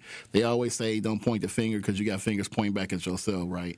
And what you was talking about earlier and what I ranted about yesterday is everybody want to talk about what's wrong, but even the solutions, right? We got private funders. We got, people with the means to do some of the stuff that we know we need and that these young people are saying that they want, but then they scared. They don't want to touch it. They don't want to invest. But they want to invest in the stuff that appears though. You know what I'm saying? Like, we playing with each other. We playing with the solutions. We playing with the problems. And it really get frustrating to just always, and that's one of the things that I know I appreciate about our platforms is we try to show not only report what's happening out here, right, but we try to show the positive stuff and the great stuff about Milwaukee that people don't get to see because they really not paying attention to that. They put out all their attention on the shootings and the car crashes and stuff like that. But we try to show the other things in Milwaukee. Shout out to you for your awards event. I popped in. I don't know if you seen me. For a second, I saw Farina get her award. Farina, yep. And a bunch of other people, and I popped out. But then your basketball event, your cleanups. Right. I bet that stuff don't go viral. You know what I'm saying? Man. Like, that don't get all the comments and shares of this. You see a body on the ground. Man. People love to focus on what's wrong, but it's so much great with this city that people don't ever get to see because they ain't looking for it. So we got to do better as the people who want to see better. Because I like to put the lens on other people, right? There's no difference from the person that's running around out here crazy with a legal gun, who doing whatever they doing in the community, versus the person with the legal gun who think, if somebody breaking my car, I could shoot them. Y'all the same person. So you have to turn that lens on yourself. I see people mad at these kids for stealing cars, but you buy from a booster. It's both stealing. So you have to turn that lens on yourself and see how am I contributing to the problem and am I contributing to the solution? Because, listen, my team looking skinny. I got 2 people on my team, and we dealing with a whole city. Right. When I put a call out to see who will step up and do this work, it'd be crickets, bro, especially on the men's side. Hey, look, I'll tell you this. I ain't gonna even say that because I you know what? Sometimes some things is best left unsaid. I'm gonna tell you the conclusion. I'm gonna get to the conclusion. My conclusion is that we as people need to reorganize the way we think about how we deal with our community because many times we'll jump out there to try to do something, and 9 times out of 10, the people that will come back and say things about you is the people you helped. And so when I started realizing the mentality, I had to reconformat how I was dealing with it. That's why I'm by request. Because at first I was just, just random, like making sure that I was trying to get to as much as I can. And then all of a sudden I saw that, that may not be the way to go. So I just started saying, now I got to be by request.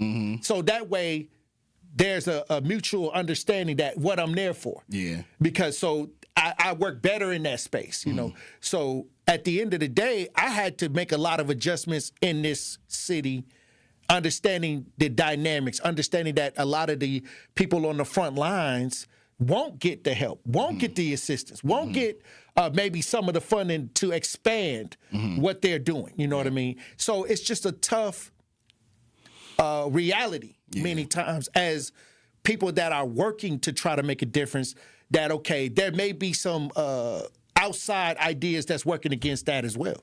Yeah. Like I said, man, it's all about investment. And if we're not willing to put our money and our time and our energy in the places that count, we talking about, a shortage of police officers and fire and EMS and all this stuff. But we got under 100 people on the everyday front lines of, violence intervention and interruption and mediations.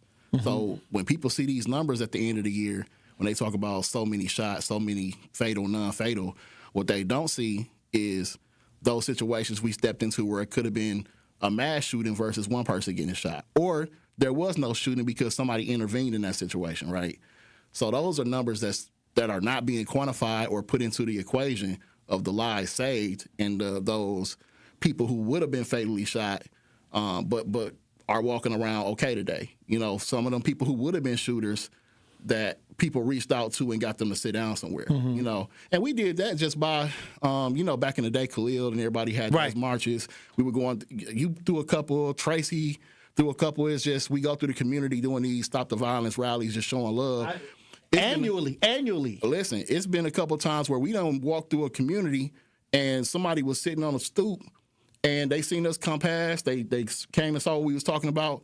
And the person would say, listen, I appreciate, man, y'all coming out here because I was finna go do something.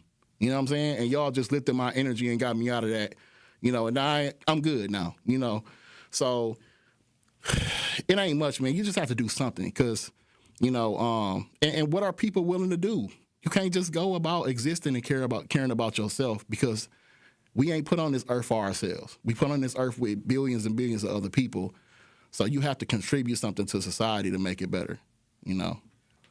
I'll say this. I have very little tolerance for people that ain't about that action. Like, I got all the patience in the world for people that's willing to do the work. Mm-hmm. But it's too much noise outside of that. Because now I'm asking, okay, what you got all this extra, you saying all of this, what we finna do? Yeah. That's okay. Now that we done 20 minutes, this going on, that going on. Mm-hmm. Okay, what we finna do? Downtown ain't finna be no. Okay, that's what I'm saying. They ain't finna. It ain't go big. So that's why I stopped. Like, I can't focus on those that are not trying to do anything. Mm-hmm. Many times it's rattling cans. Mm-hmm. It's loud talk. It's just loud talking. Yeah. So I always ask, because hey, Tory, this going on, that going on. What are you trying to do? Mm-hmm. Are you trying to put something together? Because we know how to put stuff together. Yeah. Matter of fact, I'll help you put it together. Let's go. Mm-hmm. Let's get out here. Let's make an impact in your way. What do you feel that you can do? Yeah. And I think that many times I don't even get a call back. Yeah. It's always the few, brother. It's always the few that lead the charge, and then everybody else sit back and see what happened and if it's successful or not and benefit off of it when it's successful. But they'll talk about you while you're doing it like, man, that ain't going to work. Look at them crazy people over there thinking that's going to work. And then as soon as it works, they're like, oh, look what we did. Okay, but what I'm saying is now we got to start getting more defined. Mm-hmm. And so this is why I say, like, I always offer anybody that got any complaints, what you trying to do? Mm-hmm. Why? Because then they'll see that they can do something. Mm-hmm. And I need them to believe that they can do something. And matter of fact, I'm going to help you do something. Mm-hmm. So now, after you understand you can do something, you can get off and running in the right direction. Yeah. And this is where we have to end it up. Because it takes a village and it takes a community to save a community. You're never going to get an area resolved with a few people trying to work to figure it all out. Yeah. I say, always make the assumption. Look at Sherwood. They close down at like 9 or 10 o'clock. Mm-hmm. Sometimes I go walking through there at night, and once it get past 9 or 10, it's closed down. Mm-hmm. This is right next to the north side. Mm-hmm. But the police gonna pull up on me. As soon as I get to a certain area, the police gonna roll up on me and ask me, hey, what's going on tonight? Mm-hmm. Hey, look, I'm just walking, I'm just going for my late night walk, right? But everything is closed down, so it's I don't know how the leadership is or how the psychology is, but they're operating under a philosophy that protects them and keeps their community safe. Mm-hmm. Now you get on the north side of Milwaukee, which is right next to Sherwood. People out all types of night, day and night. You know what I mean? So what I'm saying is it takes good leadership and good community members to make that happen. To get under one idea of where we can all see and understand how to protect each other. So, and it's going to take a lot of work to get to that point. Yeah. And nobody, no one person can do that. The crazy part is it don't even take that much. We can ride around this city, and I will say, you see new houses built here and there. You see, what happened in Sherman. You got the Sherman Phoenix and stuff like that. You see some key things After that have the riot, changed, yeah. right? But for the most part, we can drive around any part of the city, specifically the north side, the east side, not River West. The east side, our east side, right? And stuff is, when I first got here as a teenager, some of that stuff is still the same. Ain't Still the changed. same. Dilapidated buildings, trash everywhere. The conditions are not changing at a level that is conducive to the change that we want to see. You know what I'm saying? There's still no jobs. There's still liquor stores and everything else every couple blocks. We need to listen, brother. We got to do something. We got to do something that's a culture shock. I've been telling people if it ain't the last thing we can do, we need to become a township. Have 51% of the north side agree to become North Milwaukee, our own township. I said that a long time ago. Found out that they stopped. It's a name for it. But they stopped doing it. So they it's don't like the let people governor. do them? It's from the state. They stopped doing it. Oh, so they passed the law. Yep. Well, I guess should have did it when we got the That's chance. what I'm saying. Because then a lot of this could have been fixed that way, But other than that, man, people have to get up out their chair and run for some of these seats and be, accountable and be quality when they get in there. Because they got the south side, then they got South Milwaukee. Exactly. And I saw all of that, and I was like, I thought about that, but then I found out that the state changed the law where it's a name for it that you can't section off certain sides of cities no more. And I said, man, so after they done did it, and after they got benefited from facts. it, we don't want them to do it. So, okay. I can't think of the name. I got brain fog. I'm gonna run the break. When we come back, I want to talk about a lot of the things that you're trying to do, and it's 2026. Some of the things that you have going on out here, Von Mays, that maybe the community can get behind. Because, like I said, it's gonna take everybody to try to jump behind people that's working. Yeah. Because it's harder to do something with somebody that's reactionary leading the way. But when we come back, Truth Nation, we'll have more conversation. Stay locked in right here on Tory Lowe. The Tory Lowe Show returns after this on 1017 The Truth app, and 1017thetruth.com. Truth Nation is the best fan base in the country. Been listening to you guys for probably a month. It's some change now, and this is one of my favorite radio shows. And I'm 24, so I used to think talk shows was like an old head thing, and y'all got me hooked. Welcome to Truth Nation. We want you to tap into the talk and text line every show, every day at 833-212-1017. Milwaukee Black Talk, 1017 The Truth. Hi, this is Sherwin Hughes from 1017 The Truth, and I want to talk to you about something bigger than just buying a house. I'm talking about building a legacy. Owning a home isn't just about four walls and a roof. It's about giving your kids a place where memories are made, where birthdays are celebrated, and where they always belong. It's about planting roots, knowing your neighbors, waving from the porch, and being a part of a community that feels like family. If you've been renting and wondering if home ownership is even possible, Axe Housing is here to work with you. An Axe Housing coach will help you create a plan, a budget, and move step by step toward owning a place you can truly call your own. They've already helped over 4,000 families become homeowners, and many are paying less than they were paying for rent. Don't let where you are today stop your families tomorrow. Start your journey at axehousing.org. That is ACTShousing.org. Your legacy begins at home. Feeling lucky? Then roll into Potawatomi Casino Hotel Milwaukee this March for Lucky Rollers. Every Thursday, we're giving away over $70,000 in prizes. Play with your Potawatomi rewards card for entries, and you could roll out with $550 in reward play. Or get lucky and win your share of $16,000 in cash. Lucky Rollers, only at Potawatomi. More info online. Must be 21 and a rewards member to play. Life's better with Drive My Way from American Family Insurance, because we know it's more than just a car. It's your escape pod, your adventure mobile, your memory maker. And we help protect the dreams that drive you. Personalize what you pay for auto insurance and you could save between 10 and 35%. American Family Insurance. Get a quote and find an agent at amfam.com. Products, pricing, and availability vary based on the way you purchase insurance and by state. Unsafe driving behaviors may increase your rate. American Family Mutual Insurance Company, SI, and its operating companies, 6000 American Parkway, Madison, Wisconsin. Tacos and Tequila Festival, Saturday, May 30th at Franklin Field, featuring live performances by Shaggy, Rick Ross, Genuine,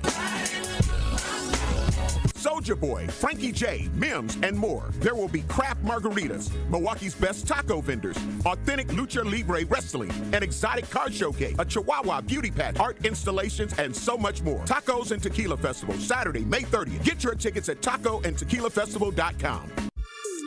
This is the Tory Lowe Show on 1017 The Truth, The Truth app, and 1017thetruth.com. Tory Lowe, they said my homie from the other side is cold. They said he's showing love, he's saving souls. 1017 The Truth, Tory Lowe Show. I'll say this, it's a lot, but I think that when we talk about what happened over the weekend, I think that this is a call to action that we have to say, what can we do as individuals? What can we do in our communities? What can we do to try to help make the change? We got Tracy Hayes on the lines. How you doing, Tracy? Brother Tracy. What's happening? I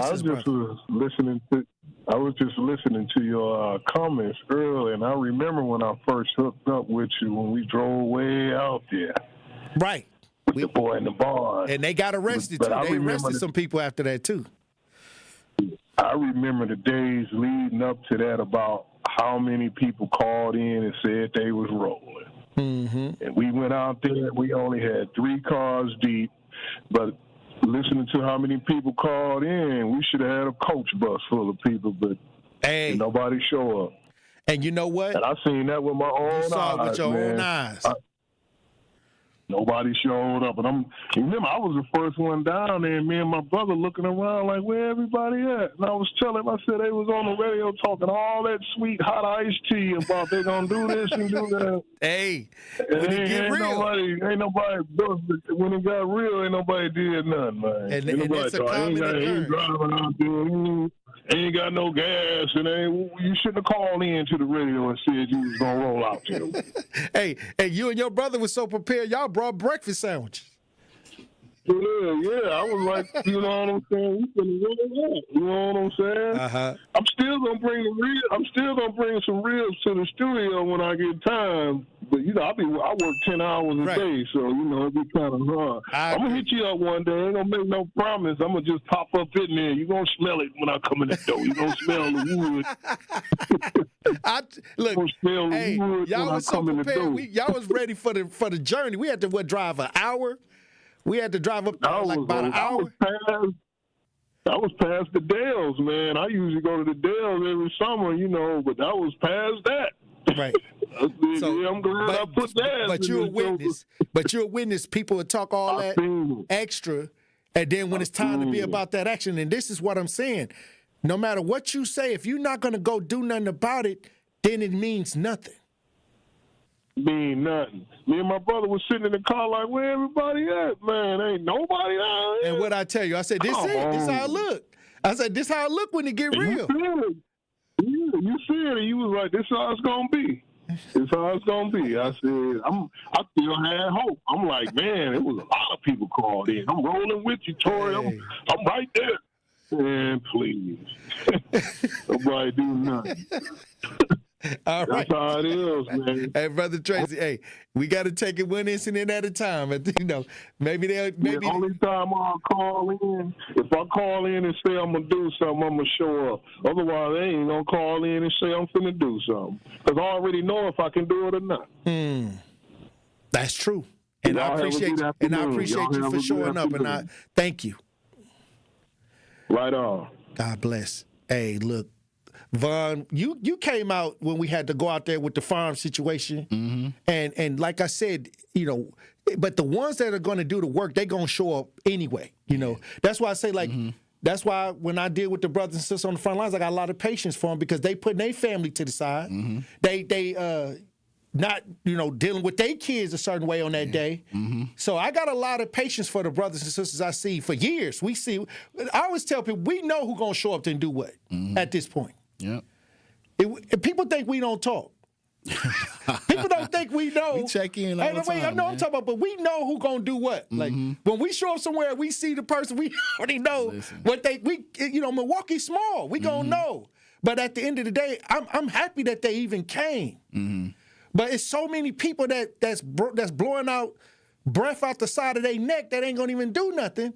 So I had to cut that noise out. I mean, that's called noise cancellation because unless you're going to be able to get out here and say, okay, I'm finna contribute my energy somehow to making a difference, you wasted my time, energy by standing there listening to what you're saying because you're not finna do nothing. Yeah. Like I said, historically, man, it's always, we've had the protests here and there, but for the most part, day to day, putting yourself at risk, getting up with that in mind to say literally every day or most every day, I'm going to go out here and do something to contribute to my community, my city. It's always the few.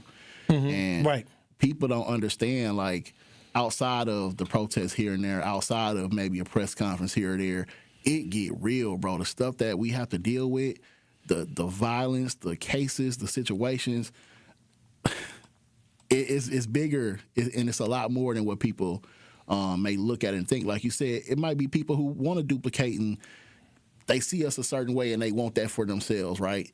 But when you in people's homes, seeing how they live, seeing a family dysfunction and how they arguing and bickering and got to go to court with people, and it get real, bro, when you really, really doing this. And family turmoil, they don't talk about that.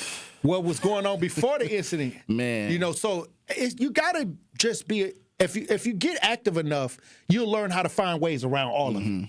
And that's repetitious, consistency and repetition. And, like I said, I know I got a lot of formulas because we living in a black community. You may get called to some of anything on any given day. So after years, you just kind of be like, okay, this is how you approach it. But what I've not seen is the community mentality shift towards being about that action. I still see reactionary ideas going on, and that's why I say I'm not the leader. Yeah. A lot of people be like, oh, you did. I be like, no, I'm the helper. I'm an advocate and I'm a helper. But the philosophy that we use many times on the front lines, many times we don't get to have that philosophy marketed in a large way so people can kind of come into it. Many times the marketed ideas are they kind of help spread the chaos. So this is why I said in 2026, it's time for the front lines to be empowered, like moving forward, because we need that mentality that we can go out and solve something. And many times you out there without no funding, So with that mentality, to believe that you could go and take on a situation with no funding, no resources, no group behind you, I wish I had 20,000 people that felt that way. Yeah.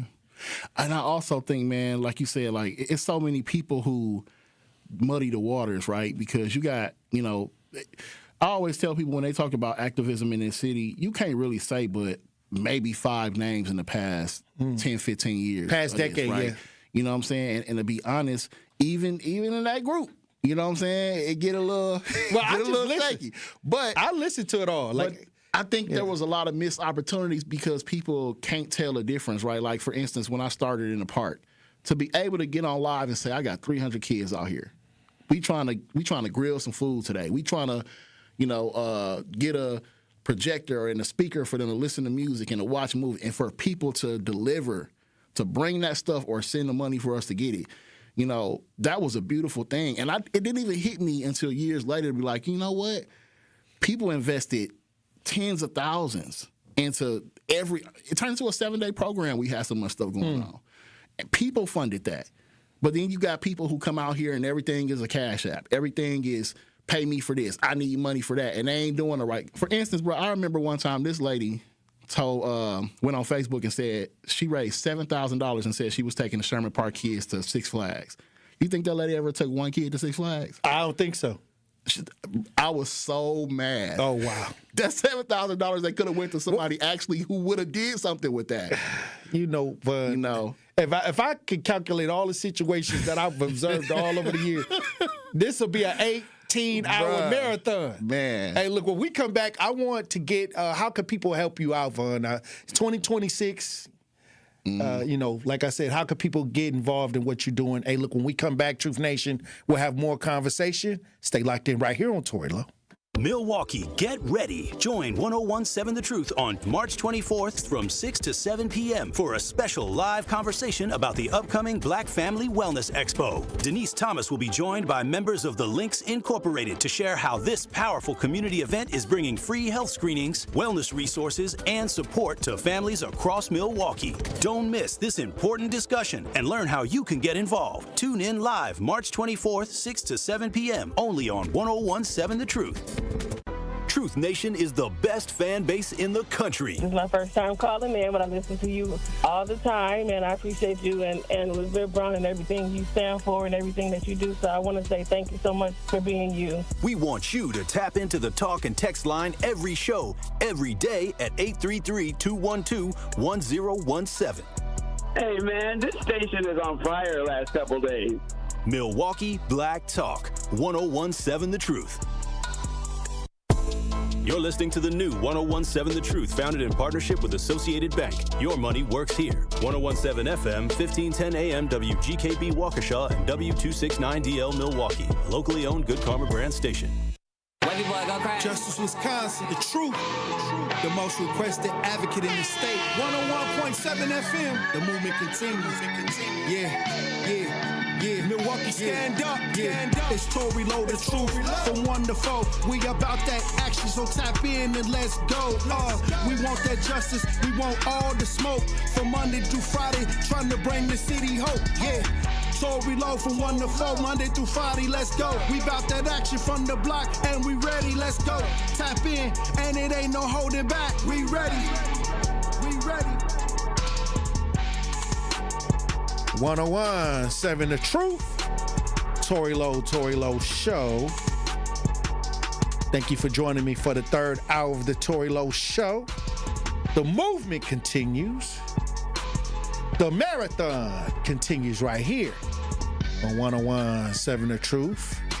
We got guests in the studio. We got activist, founder of Community Task Force MKE, Von Mays. Von, didn't you pull out I think you said you was putting out a call to the men. Yeah, so... Why is that important to put the call out to men? Listen, brother, I've been in situations, specifically DV, right? We do DV intervention. I have something called TEXT, tactical extraction, where while it's happening, while in the middle of the argument and blows about to get thrown, they call us and somebody needs to get removed out the situation. We show up, remove somebody out the situation, put them in shelter, put them in hotels, or get them out the state, right? It's been several times I've been on calls like that, and predominantly my team has been predominantly women. You know what I'm saying?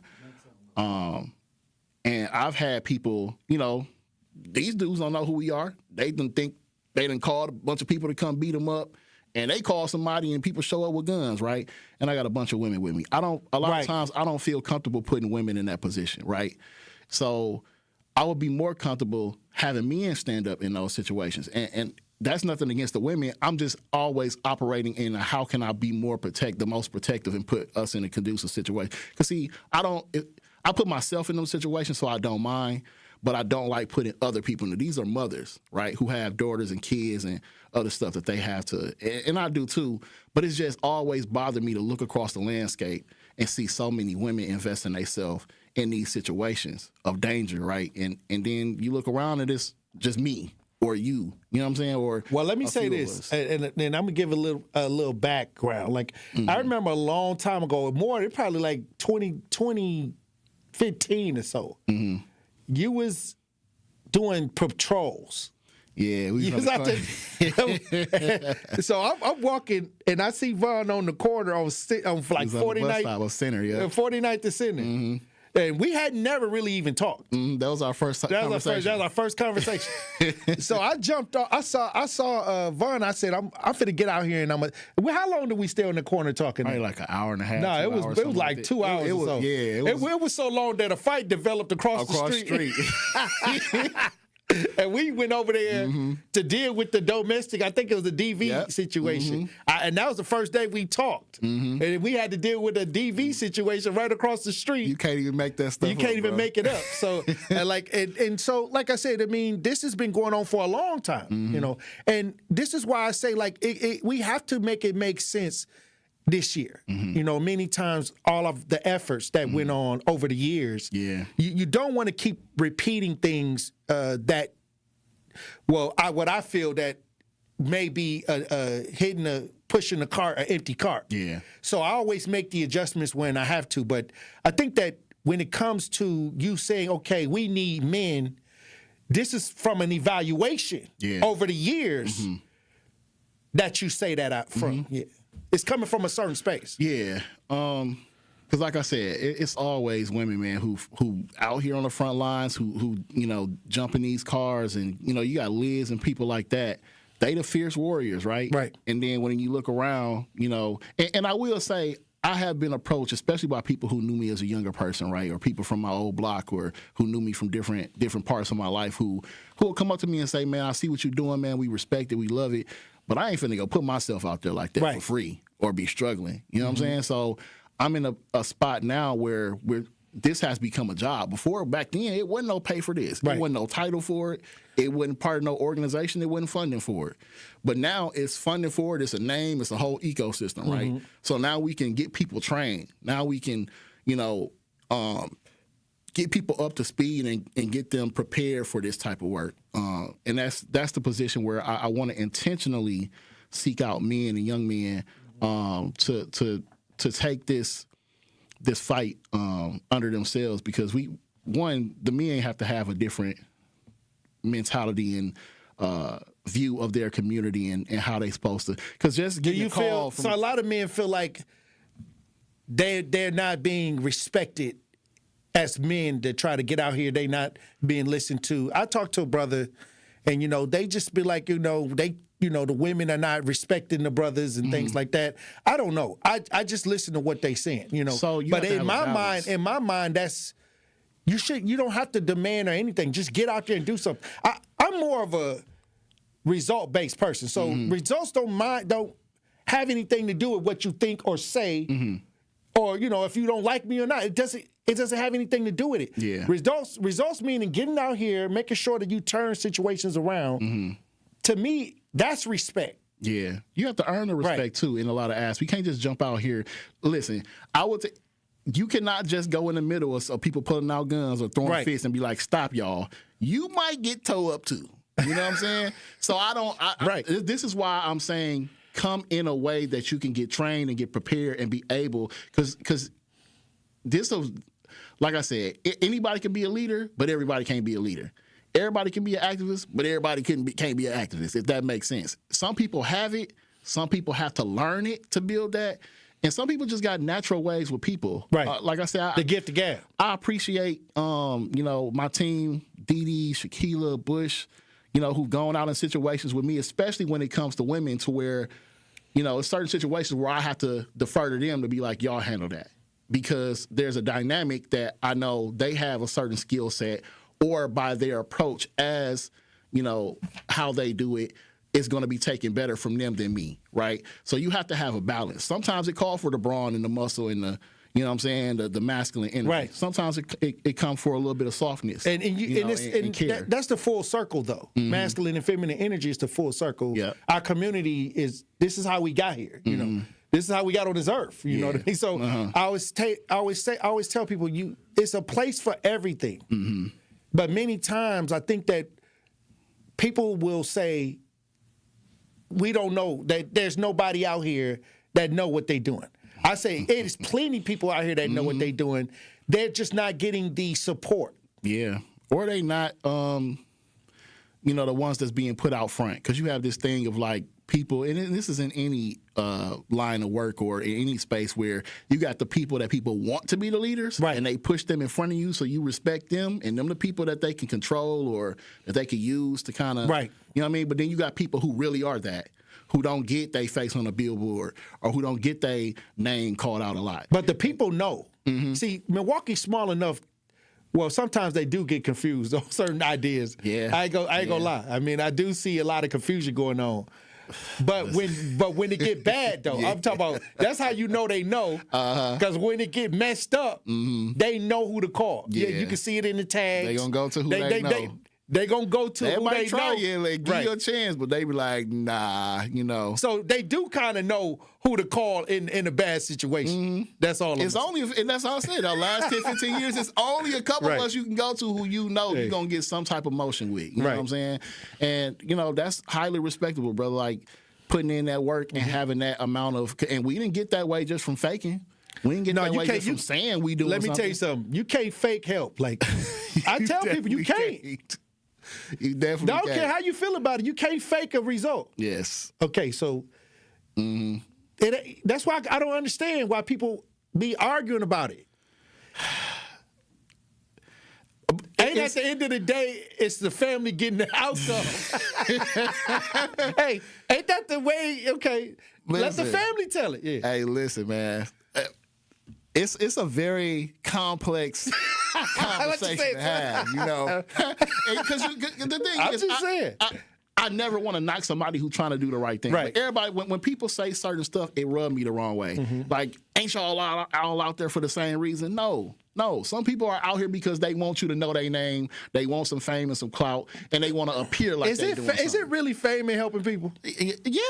Yeah, it is. It's some people who name is ringing who ain't did nothing. Hold on. I think it's attention. I think it's attention in it. So I'm gonna tell you, I respect your awards thing. Okay. One thing I have I have seen so many people get awards, and I'm like, they just started yesterday. Right. You know what I'm saying? Well, but it's somebody who wanted to prop them up, right? And these are things that I had the problem with. So you do get some sort of thing where you give somebody who propped up and they get them all these awards and accolades and always putting them forward. But the person who really was doing that work, they never get, recognized. And that's the fame part of it, where you get this respect or this whole thing built up behind you that you didn't earn. And I always have a problem with that. That's the machine. That's the establishment. I call that. But people can't tell the difference a lot of times. They just know who people say do and whatever. You know what I'm saying? Until they find out, they try to go to them and then they can't do nothing. Okay, that's what I'm saying. When their phone don't pick up, that's when the harsh reality kick in. Yeah, man. Like I said, it's hard to have conversations because listen, I've done this for years, brother. Where you try to be respectful of the platform of like, we black, we leaders, we shouldn't be going at each other and this or that. So you try to give people grace and let them, But at the same time, there's people that's in the way. There's definitely people that's in the way. Like I said, I know it's buddy out here. So, but like I said, I don't think that I care. I think I got to the point where I'm just trying to make sure that whoever. When I pick that phone up, can I do something? I think I'm down to that. And that's the only thing that matters. Yeah. After that, it's all noise. You already know me. I used to get on Facebook and call everybody out. But one thing I had to do was I had to tell myself, if I did that to everybody who I thought wasn't right, it wouldn't be nobody to work with. Wait, hold on. Let me tell you something. I watched you come up. Hold on. I watched you come up. Okay, so let's get that out there. Some of them people, they was around you. Y'all, some of them. That was a realization. A lot of the people you be arguing with, y'all was kind of doing something, and then I guess along your journey you found out it wasn't really there. I don't know. I learned to meet people where they at. You know what I'm saying? Because I can't exert as much energy as I did coming at everybody. You know what I'm saying? Because It's some people who just in position. All right, let me ask you a question. How many people did you actually have to come out that you completely didn't know? That I completely didn't know? 3. Yeah, listen. The rest, if 9 times out of 10, if I'm coming out, I have some type of experience. Okay, that's all I'm saying. And I want people to understand 9 times out of 10, if I come at you, I done had some conversations with you, right, and it didn't go the way it was supposed to go. So now I got to check you. Okay, but what I'm saying is, it wasn't like these were random people. Nah. That's all. All right, I'm gonna run the break. When we come back, we still got to get to how we can assist you moving into 2026. It's about to get hot outside. Yeah. Truth Nation, we got activist, founder of Community Task Force MKE Von Mays in the studio. Hey. Truth Nation, stay locked in. You are listening to the Tory Lowe Show on 101.7 The Truth app, and 101.7thetruth.com. Milwaukee Black Talk. You don't want to be there. You don't like the work. You don't like the people. Now, there are some differences. The only difference is modern American slavery and capitalism versus 19th century. We were dramatically more primitive back then. And a slave that is able to buy their freedom is the same as the disaffected, disgruntled worker that is able to buy their way into entrepreneurship, because that for them is freedom. Listen to The Truth with Sherwin Hughes, weekdays from 9 a.m. to 12 p.m.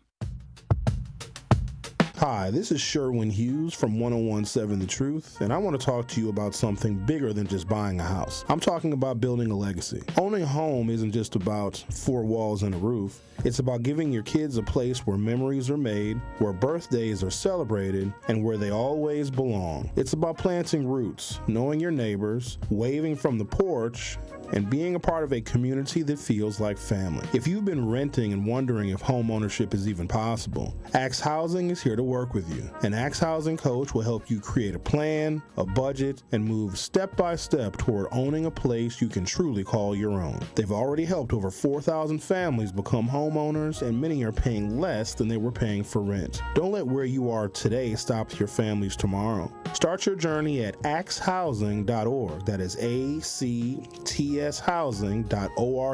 Your legacy begins at home. Life's better with American Family Insurance, because we know you love working weekends. If it means working on your dream home, both inside and out. And we're here to help protect those dreams so you can enjoy peace of mind. Save up to 40% when you bundle home and auto. American Family Insurance. Get a quote and find an agent at amfam.com. Products, pricing, and availability vary based on where you purchase insurance and by state. Some exclusions apply. American Family Mutual Insurance Company, SI, and its operating companies, 6000 American Parkway, Madison, Wisconsin. Tacos and Tequila Festival, Saturday, May 30th at Franklin Field, featuring live performances by Shaggy, Rick Ross, Genuine, Soulja Boy, Frankie J, Mims, and more. There will be craft margaritas, Milwaukee's best taco vendors, authentic lucha libre wrestling, an exotic car showcase, a Chihuahua beauty pageant, art installations, and so much more. Tacos and Tequila Festival, Saturday, May 30th. Get your tickets at tacoandtequilafestival.com. I'm very familiar with Gruber Law Offices because they're always out in the community. Gruber Law Offices are known to be honest, hardworking. They're always involved in our neighborhoods. Gruber Law Offices make our community a better place. They are the best. For nearly 40 years, Gruber Law Offices has helped people throughout Wisconsin. If you're injured, we're here to help. One call, that's all. Wisconsin would not be the same without Gruber Law Offices. This is the Tory Lowe Show on 101.7 The Truth app, and 101.7thetruth.com. Lowe, can't you lift my spirit? Cause my enemy can't kill my spirit. They can't kill my spirit. Tory Lowe, can't you lift my spirit? Cause the devil trying to kill my spirit. Feeling myself, two-step, then I do my dance. Advocate, take the charge, play your hand. All white like a swan, stepping with the sauce. With the pep in your step, yes, you should've brought the sauce. Cut the check, say the truth, know I'm feeling better. I need to go to therapy and we could go together. They They just opened up my heart, told them it was a drought. The enemy tried to tear me apart, it just can't happen now. The dirty bird to the judge, middle fingers up. The ops in my hood, middle fingers up. They thought they was doing good, now they in the mud. The jury knew it was good, verdict not guilty. The judge tried to steal me, I'm out on bail land, and the cops tried to peel me, but I won't tell. I got the feds on my back, I ain't nothing like you. They didn't raid grandma crib, now she calling 101.7 The Truth. Tory Lowe Show. In the studio with activist, founder of Community Task Force, MKE Von Mays. It's 2026. I want to get to what do you want people to help you out with? 2026. So yeah, man. Last year we had our 12th annual gift drive. Super successful. It was our best year. I think we made raised upwards of like $19,000. That's the December. Yeah. So I'm shifting. It's a lot of stuff I used to do throughout the year, and that has been condensed down to maybe two things. So our Tay Day, which is in August, that's honoring the slain young activists from the Moody Park area. Juanita Jackson, her birthday just passed as well. It's a basketball event. It's a 2-day basketball event. We have a celebrity game and a 3-on-3 contest, dunk contest, all that kind of stuff. I didn't have it last year because I wasn't able to raise the money and put everything into place. So this year I want to most definitely have that and get support surrounded, and then also gear up early for our 13th year of the gift drive. Aside from that, I want to bring back our community cook-off event. We did it one time. Okay. It was supposed to be a fundraiser, and the whole premise behind that is, when we talk about business, we got all these entrepreneurs out here, especially people that are online chefs. They may operate out of food truck. You got people who own actual food businesses. So you do a competition between all of them, right? Because usually you help spread around the promotion for all those different businesses. We did that 2 years ago. It was super successful. We just didn't get to promote it and have actual people come in. We had a whole lineup of all-star panel guests. Hopefully we can. And what time of year is that? We did that 2 years ago. I believe it was in like August or October or something like that. I'm open to when we do it this year, as long as I have the time. Well, let me know, because I'll be a part of that too. Yeah, and I'm already saying I'm gonna be a part of the panel, so don't worry. You better be ready to eat, because it was so much food. I get to taste a little bit. Oh, you gonna taste a whole lot of food? Because I gotta run that. I do the hot dog eating challenge at the 3rd Street Market Hall. I know that. Yeah, we had the first one last year, and this will be the second year. Yeah. Okay, all right. Well, this year I want to do something special and not just give certificates and awards. We want to raise some money to help support those businesses that win. So the first, second, and third place, we want to have a cash prize. Okay. And so I'm gonna be putting that together, and hopefully I can get some people to pitch in. It ain't even a huge goal as far as fundraising. And anything for the men to do like this year that want to come out and get trained on how to do the patrol. So right now we're in what programs are out there yet? We're in the middle of transitioning, because the Office of Community Wellness and Safety has now become the Department of Community Wellness and Safety. So our contracts are under being renewed for this year, and we may be able to expand our teams. So in the case of that, I'll be looking to hire at least another 2 or 3 people at max. Okay. And those are paid positions where, I'm going to make sure that folks are, and shout out to Chief Lipsky and the fire department. They've been huge in partnership the past couple years, where they've let people take the EMT training. Shout out to Dee Dee. That's what's up. She went through, I brokered that with the chief. She the only one from our team who made it through the whole thing. So she's an active EMT personnel. So opportunities like that, brother, stop the bleed, CPR, just any life-saving measures, we try to get people trained up for that, so we can deal with these situations of coming across gunshots, coming across car accidents, overdose, all that. OD. We got something in the works now to deal with the opioid crisis. So, like you said, we about the action, brother. We don't just hop out there willy-nilly. We getting trained, we getting brought up to speed, we getting professionalized in the work. To where people are able to take these skills, and if you want to work for the ambulance company, by all means, we want to build you up to be able to get those opportunities. And that's how I'm giving back on top of all the other stuff that we're doing. Okay, well, that's what's up, because I see a lot of things moving with the brothers, 414 Life. A lot of those brothers, I talk to a lot of them. I mean, a lot of the Promise Keepers, a lot of the brothers that's involved. It's a lot of people that want to be involved. Yeah. And many times you are part of a lot of those ideas, and if you show them how to do your patrolling ideas, your patrolling tactics, they might be all right. Hey, listen. I mean, everybody got their own thing of what they do. We specialize in certain things, and I think those different groups, I don't think people really understand the nuances of what specifically those groups specialize in, because I think they all lump us in together. Because ComForce does, we probably the most dynamic group there is out of everybody. We do literally everything, including national disaster relief, a whole bunch of stuff. So some people specialize in the hospital work. Some people specialize in going into mediations and, working out beats between these different groups. Some people are working in the jail. Some people are dealing with cases of young people. Okay, so is there any way that people can sign up for something to try to get involved? Is the door closed on that? I can only speak for it because I know the department has just, I don't know if they done doing the applications for this year's contracts. So you may want to reach out to the Department of Community Wellness and Safety to see if that. Now, who's running the Department of Wellness and Safety here? Currently, Karen. So she made it through the first round of confirmations on the Public Safety Board, and now she has to go in front of the full Common Council. So hopefully she gets confirmed through the entire council. Because if not, then it's going to be another disruption in the work. So Adam Purcell is no longer there because of the state laws. Yeah. Is he still hanging around? Is he still doing things? I mean, Adam is, he's still supportive. He's still, working in the background or do you? I don't know what Adam is. I know he's in a space where he not, that's very impactful to lose your position that way. You know what I'm saying? And so I do think he's probably trying to transition into moving back into what he was doing before or something new. I'm not sure. But he definitely, his heart is with this work and the people and relationships he built. So there always will be a consultation and a, collaboration with him in that space. But as far as officially with the work or with the department, I'm not sure what that looks like.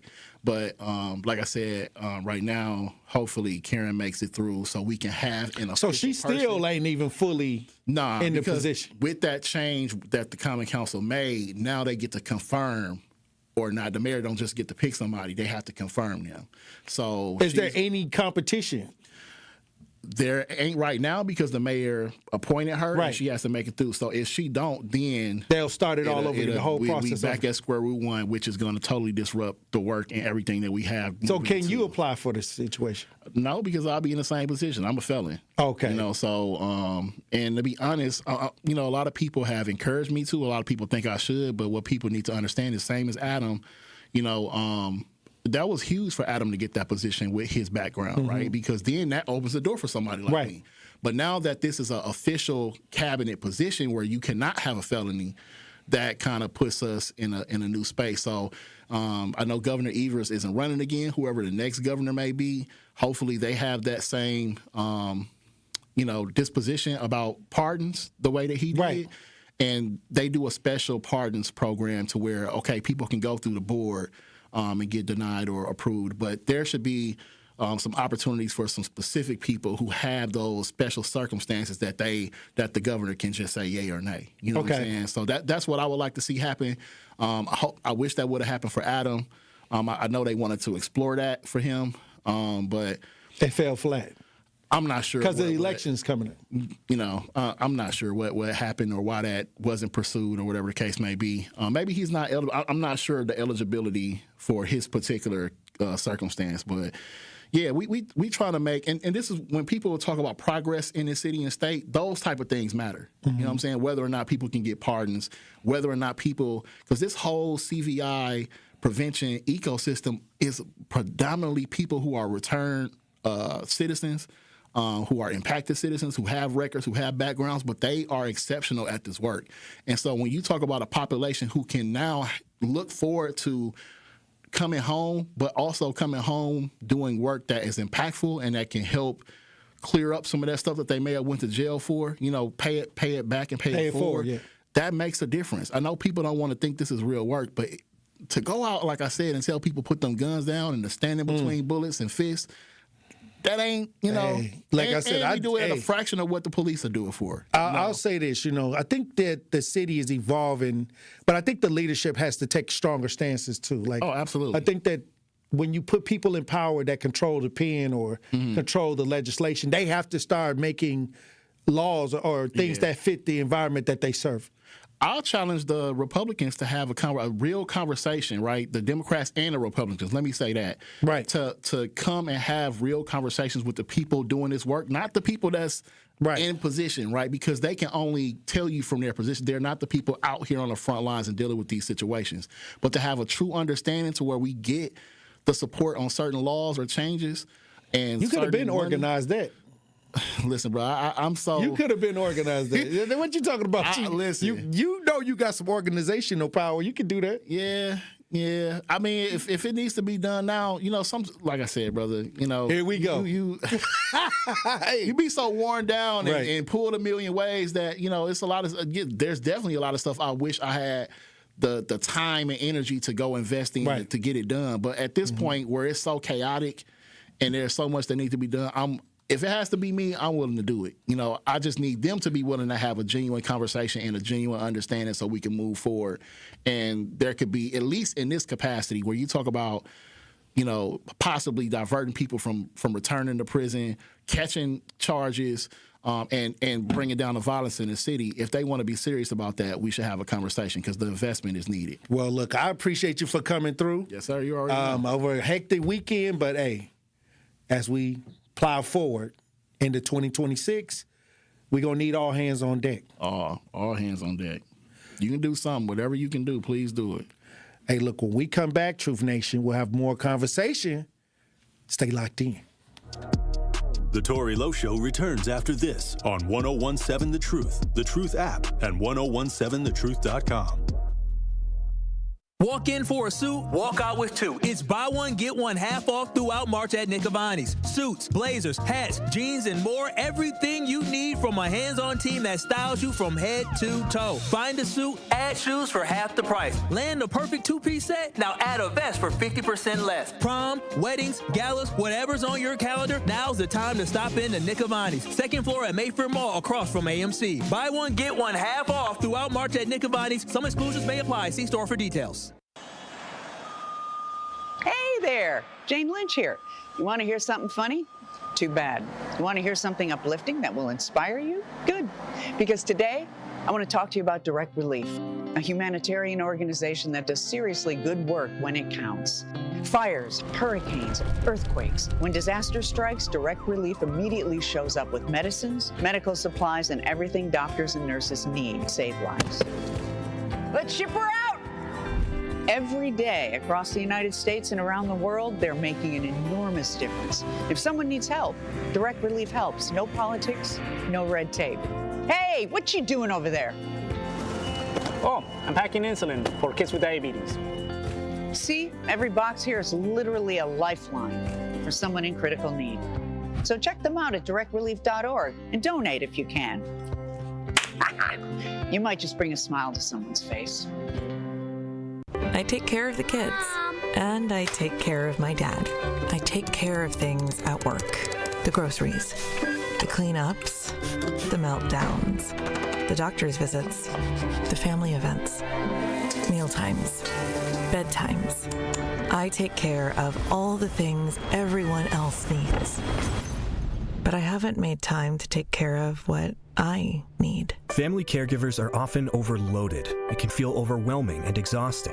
It's no surprise that millions of caregivers experience symptoms of anxiety and depression every year. But help is available, because there may only be one you, but you don't have to do it alone. Head to mentalhealthcareworks.org. That's mentalhealthcareworks.org to learn how to get the support you deserve, because mental health care works when you make the call. If you're experiencing a mental health crisis or thoughts of suicide, dial 988, a message from the American Psychiatric Association Foundation. This is the Bloomberg Black Business Beat. Conflict in the Middle East, mixed feelings about artificial intelligence, and more are causing turbulence in markets. But when things are volatile, John Rogers sees opportunity. Rogers is founder, chairman, and co-CEO of Ariel Investments, one of the largest and longest-running black-owned investment firms in the country. Speaking at Bloomberg Invest recently, Rogers had this warning about investing in AI. This does remind me of when the internet bubble was booming at the turn of the century, and everyone wanted to buy the same .com companies. We think that's happening with these AI companies. Everyone is so excited about it, and the data centers are all the rage. Everybody wants to own a data center. Every real estate person I know, many public companies are investing in that way.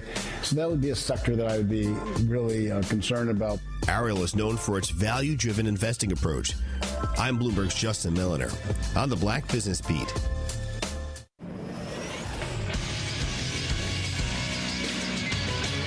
This Associated Bank Sports Update on 101.7 The Truth is powered by ESPN Milwaukee. I'm Xavier Spencer. The Bucks beat the Suns on Saturday 108-105. The West Coast games continue tonight in Los Angeles against the Clippers. Tip-off is at 9:30. The Wisconsin's women hockey team are once again the national champions. Claire Enright's goal with 6:18 remaining in the third period gave UW a 3-2 victory over Ohio State in the second straight national title. Here's ESPNU's broadcast. He does. Makes a nice play down the wall, and here comes Enright to the net, walks in, oh, score!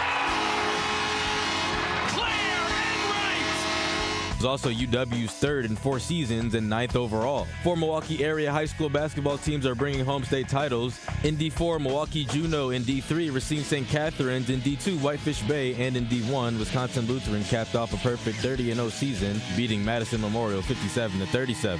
I'm Xavier Spencer, and this is the True Sports Update on 101.7 The Truth. This is the Tory Lowe Show on 101.7 The Truth app, and 1017thetruth.com. But he ain't going out quietly like his grandma taught him. Said he'd make the world a better place, so don't look away. Do you want to be remembered for the things you didn't do? The faces you refused to say? On the right side of history. On the right side of history. Ain't no time to be quiet. Tory Lowe, Tory Lowe. 101.7 The Truth. Tory Lowe Show. Joining me is advocate author Elizabeth Brown, joining me as we broadcast live. How you doing, Queen? Hey, salute, King. It's Monday. Hey, look, a long weekend. Absolutely. A lot of things took place over the weekend. 8 people. They say 1 today while we was on the Wow. air. So 9 people shot, 2 confirmed have lost their life. And then the family of Green Tree, the mother, she called me, and I've worked with their family on 3 different separate incidents. Wow. So now it's just coming back around. A lot of so much going on. It's this circle going on. Cycling, yeah. Hey, so here we go. Man, my condolences to all the families. And my prayers up for those who, survived the shootings or whatever. Again, King, it's a pivotal time. Like I said, and we've been talking about it for the longest. Again, I haven't seen the Dog and the Pony show, them trying to repeat that, crime is down. My question is, what is the preparation for the summer? What do they have put in place? Because we know that they're, get on, the news and they a lot quick. But again, here we are. Even if they did say something, it's reactionary. Again, we don't see nothing proactive in this city by the misleadership. It's always reactionary. It's always that illusion that they're working, but then we have a weekend like this, okay? And then everybody acting like they're scrambling to make changes. But again, why? Where was the changes from the last weekend like this? That part. Again, I'm just where's saying. the proactiveness? Because we know, they got the money. But again, this is the same group of individuals who have who put Adam Purcell where he was at, knowing what it is that they knew, and now that's another excuse on why they're not active, or in spaces and places. And I can only imagine, again, if they had the people in place that they stated that they had, why is this family reaching out to you? Where are all of these? Where is the money going? Because here we go with these programs.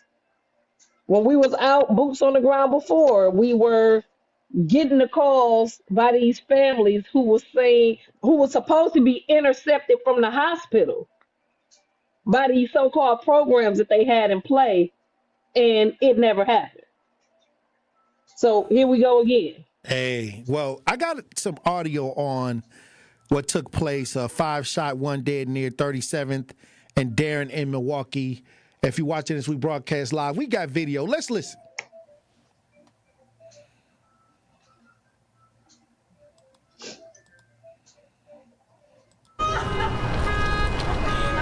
In broad daylight on a 70-degree morning, I was asleep and I heard a lot of gunshots. Milwaukee police flooded the area near 37th and Darien after they say someone shot 5 people, killing a 25-year-old man. I was scared.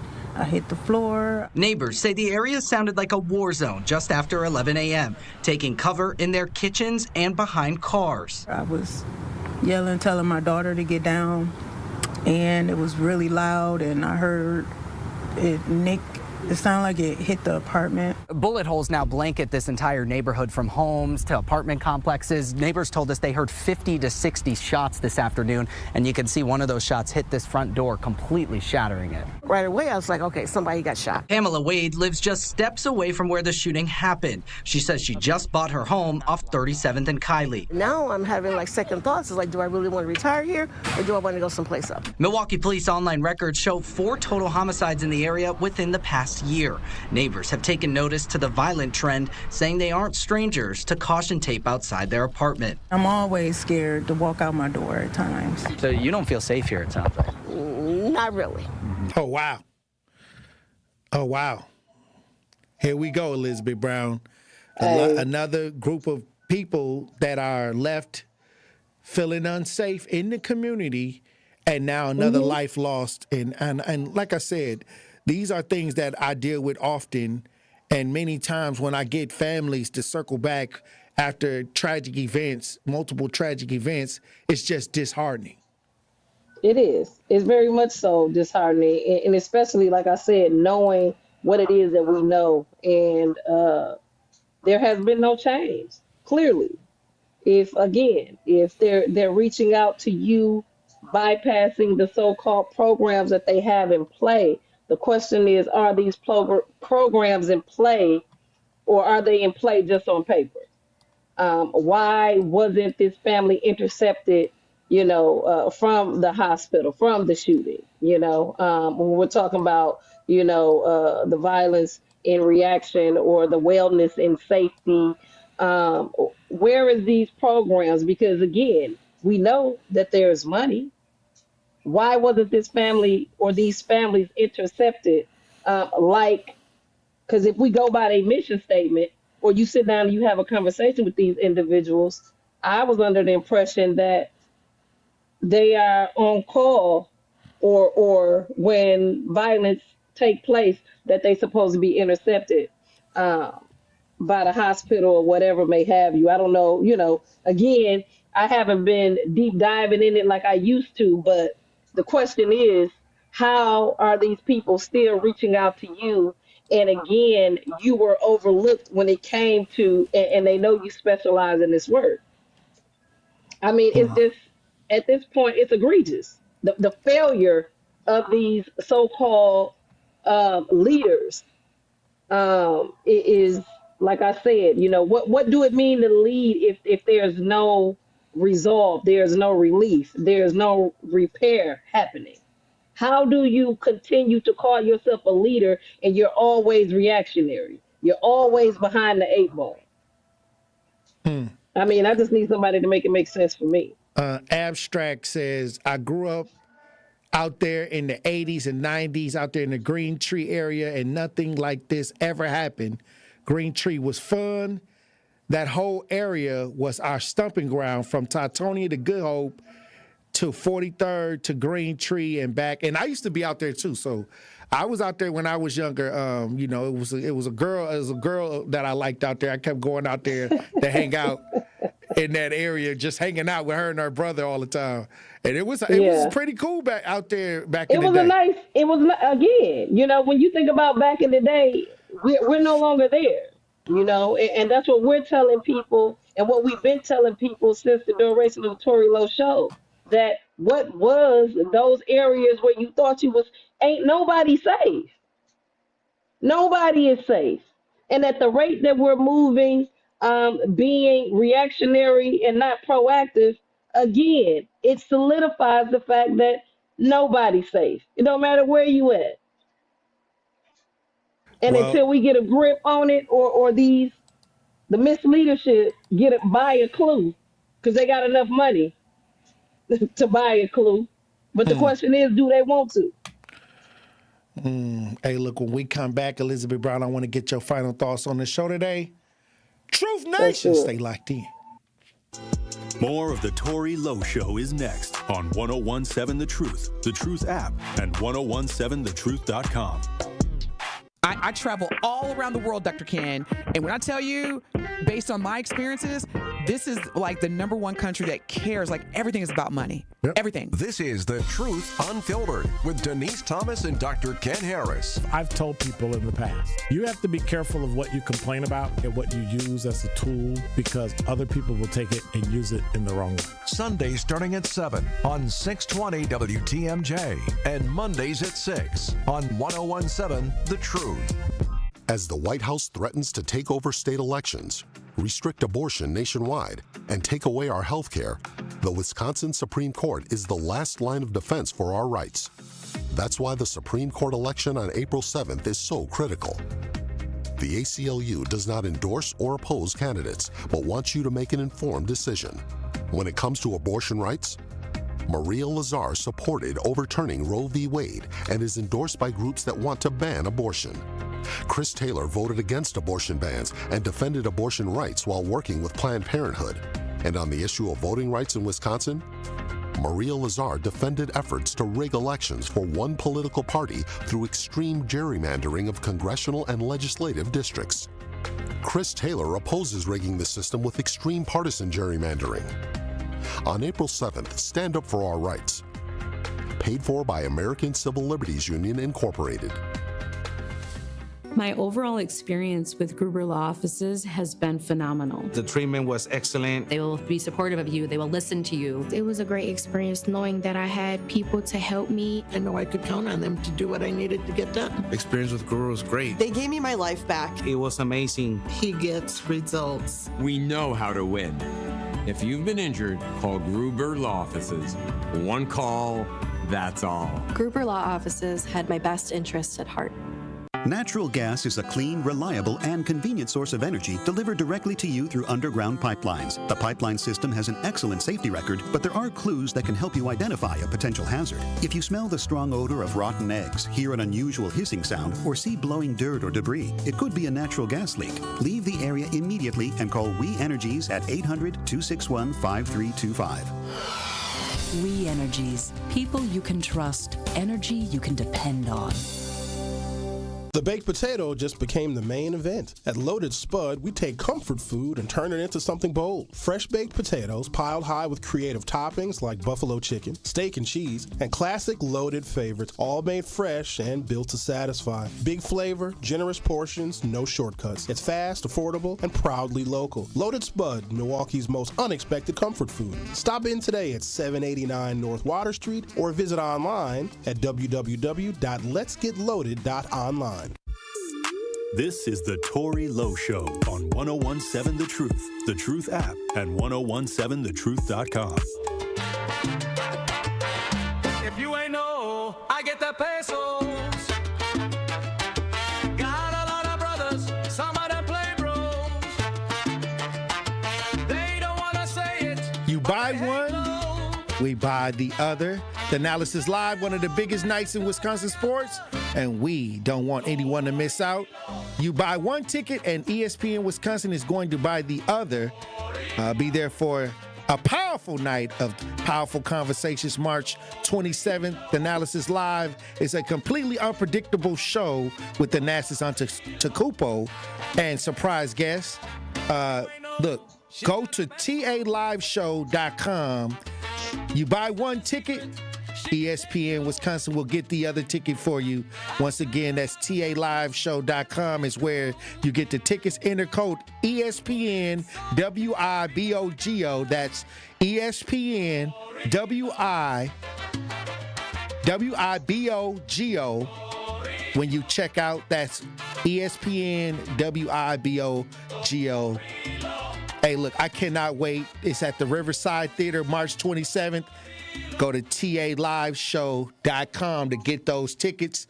Elizabeth Brown, hey, I guess New Edition was here over the weekend, and the mayor gave them the plaques, gave them a day in the city, and he was reading the plaque, and he said something about cool with it now.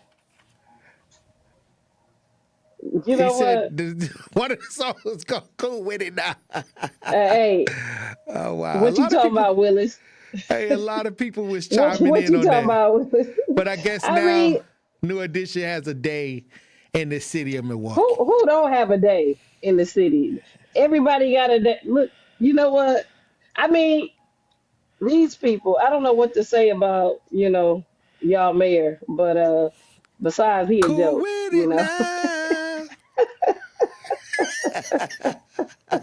It just goes to show how out of touch. Hey. Okay. Now, I mean, cool with it. Yeah. Cool with it now. Tory, we can't even make this up. But I mean, he don't know what he's talking about in real life, so it just. I'm not shocked that he called it cool with it now, because he wasn't cool then. He ain't cool now. He ain't gonna never be cool. He was faking it. He was lying trying to kick it, and again, he was exposed. Cool with it now. Like, who gets that wrong? I hope he misread it.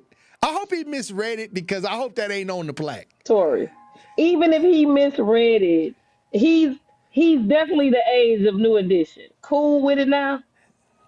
Stop it. Cool with it now. Yeah, that would be just flat. Cool. Then he didn't mention BBD or nothing like that, Belle Biv DeVoe. It's just there was a lot of things that a lot of people was pointing out about him giving the proclamation. But salute to New Edition. Salute to New Edition, for real, because hey, Brenda went to that concert. She said it was lit. Oh, wow. She had a great time. And there was some people that said it was lit. They went to the concert and said it was lit.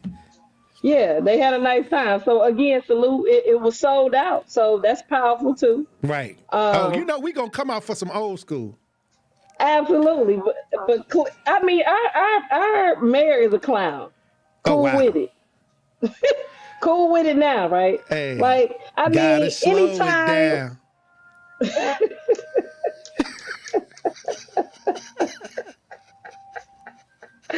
Hey, we need to get him checked for dementia. Like he definitely need cognitive testing. Oh, wow. That's ridiculous. Like, anywho, King, powerful show as always. Again, it's a trying time. At the same time, for every blessing is a curse.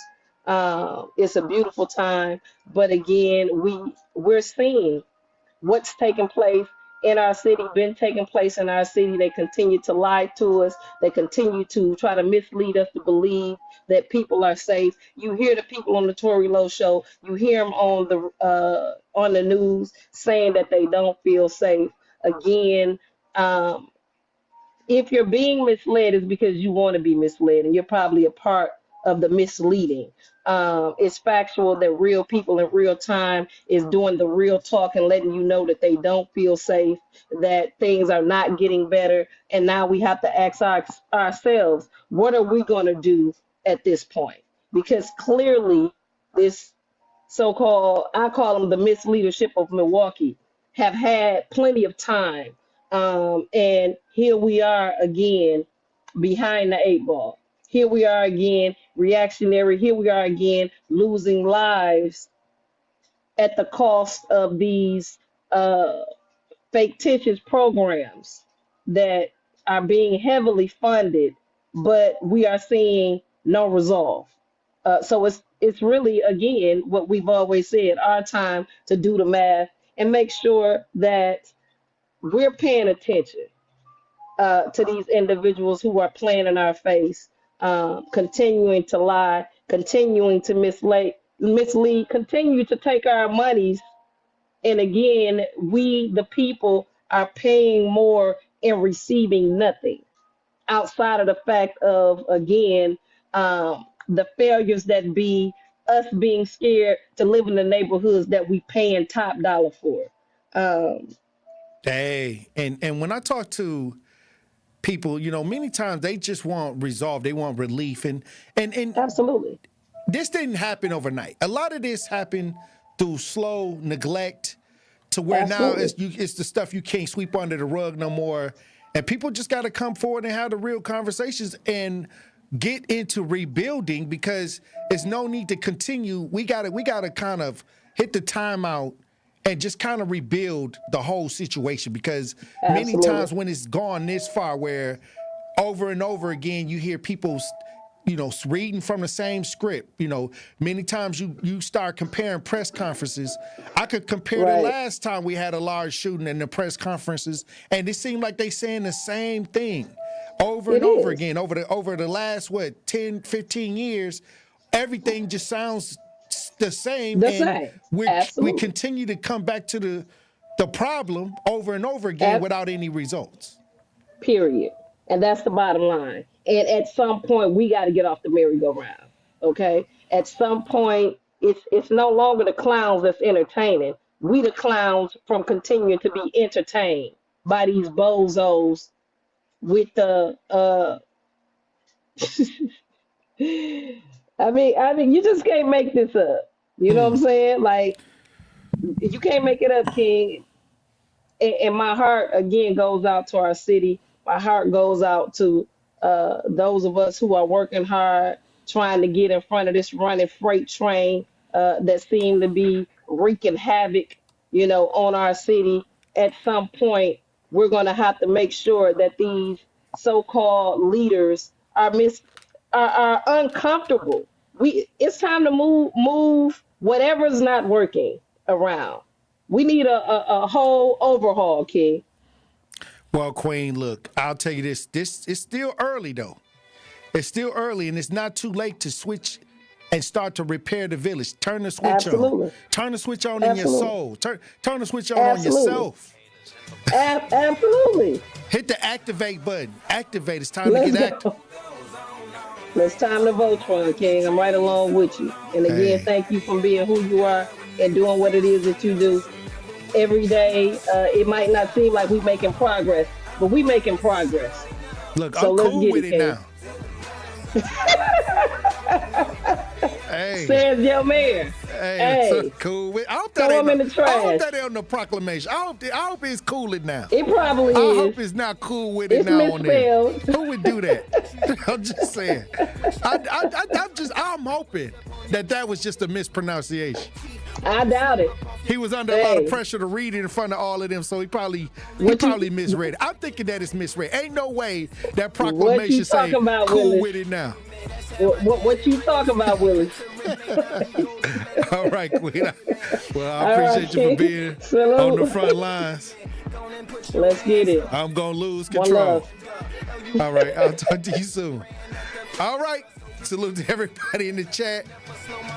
Hey, I appreciate everybody for joining the show today in the chat. Another powerful chat. Hey, look, salute to everybody that called in. Salute to Vaughn, community activist Vaughn Mays for stopping through. Hey, look, it's up to us now. If you upset and angry, but haven't came to the conclusion of what you can do to try to stop what you see, then you need to reevaluate your emotions. It's just time to repair the village. Thank you all for joining the show today. Join me tomorrow for another powerful conversation. Keep your head on a swivel. Green don't always mean go and look both ways before you cross the streets. I love you. Dr. Ken Harris up next. In 1987, the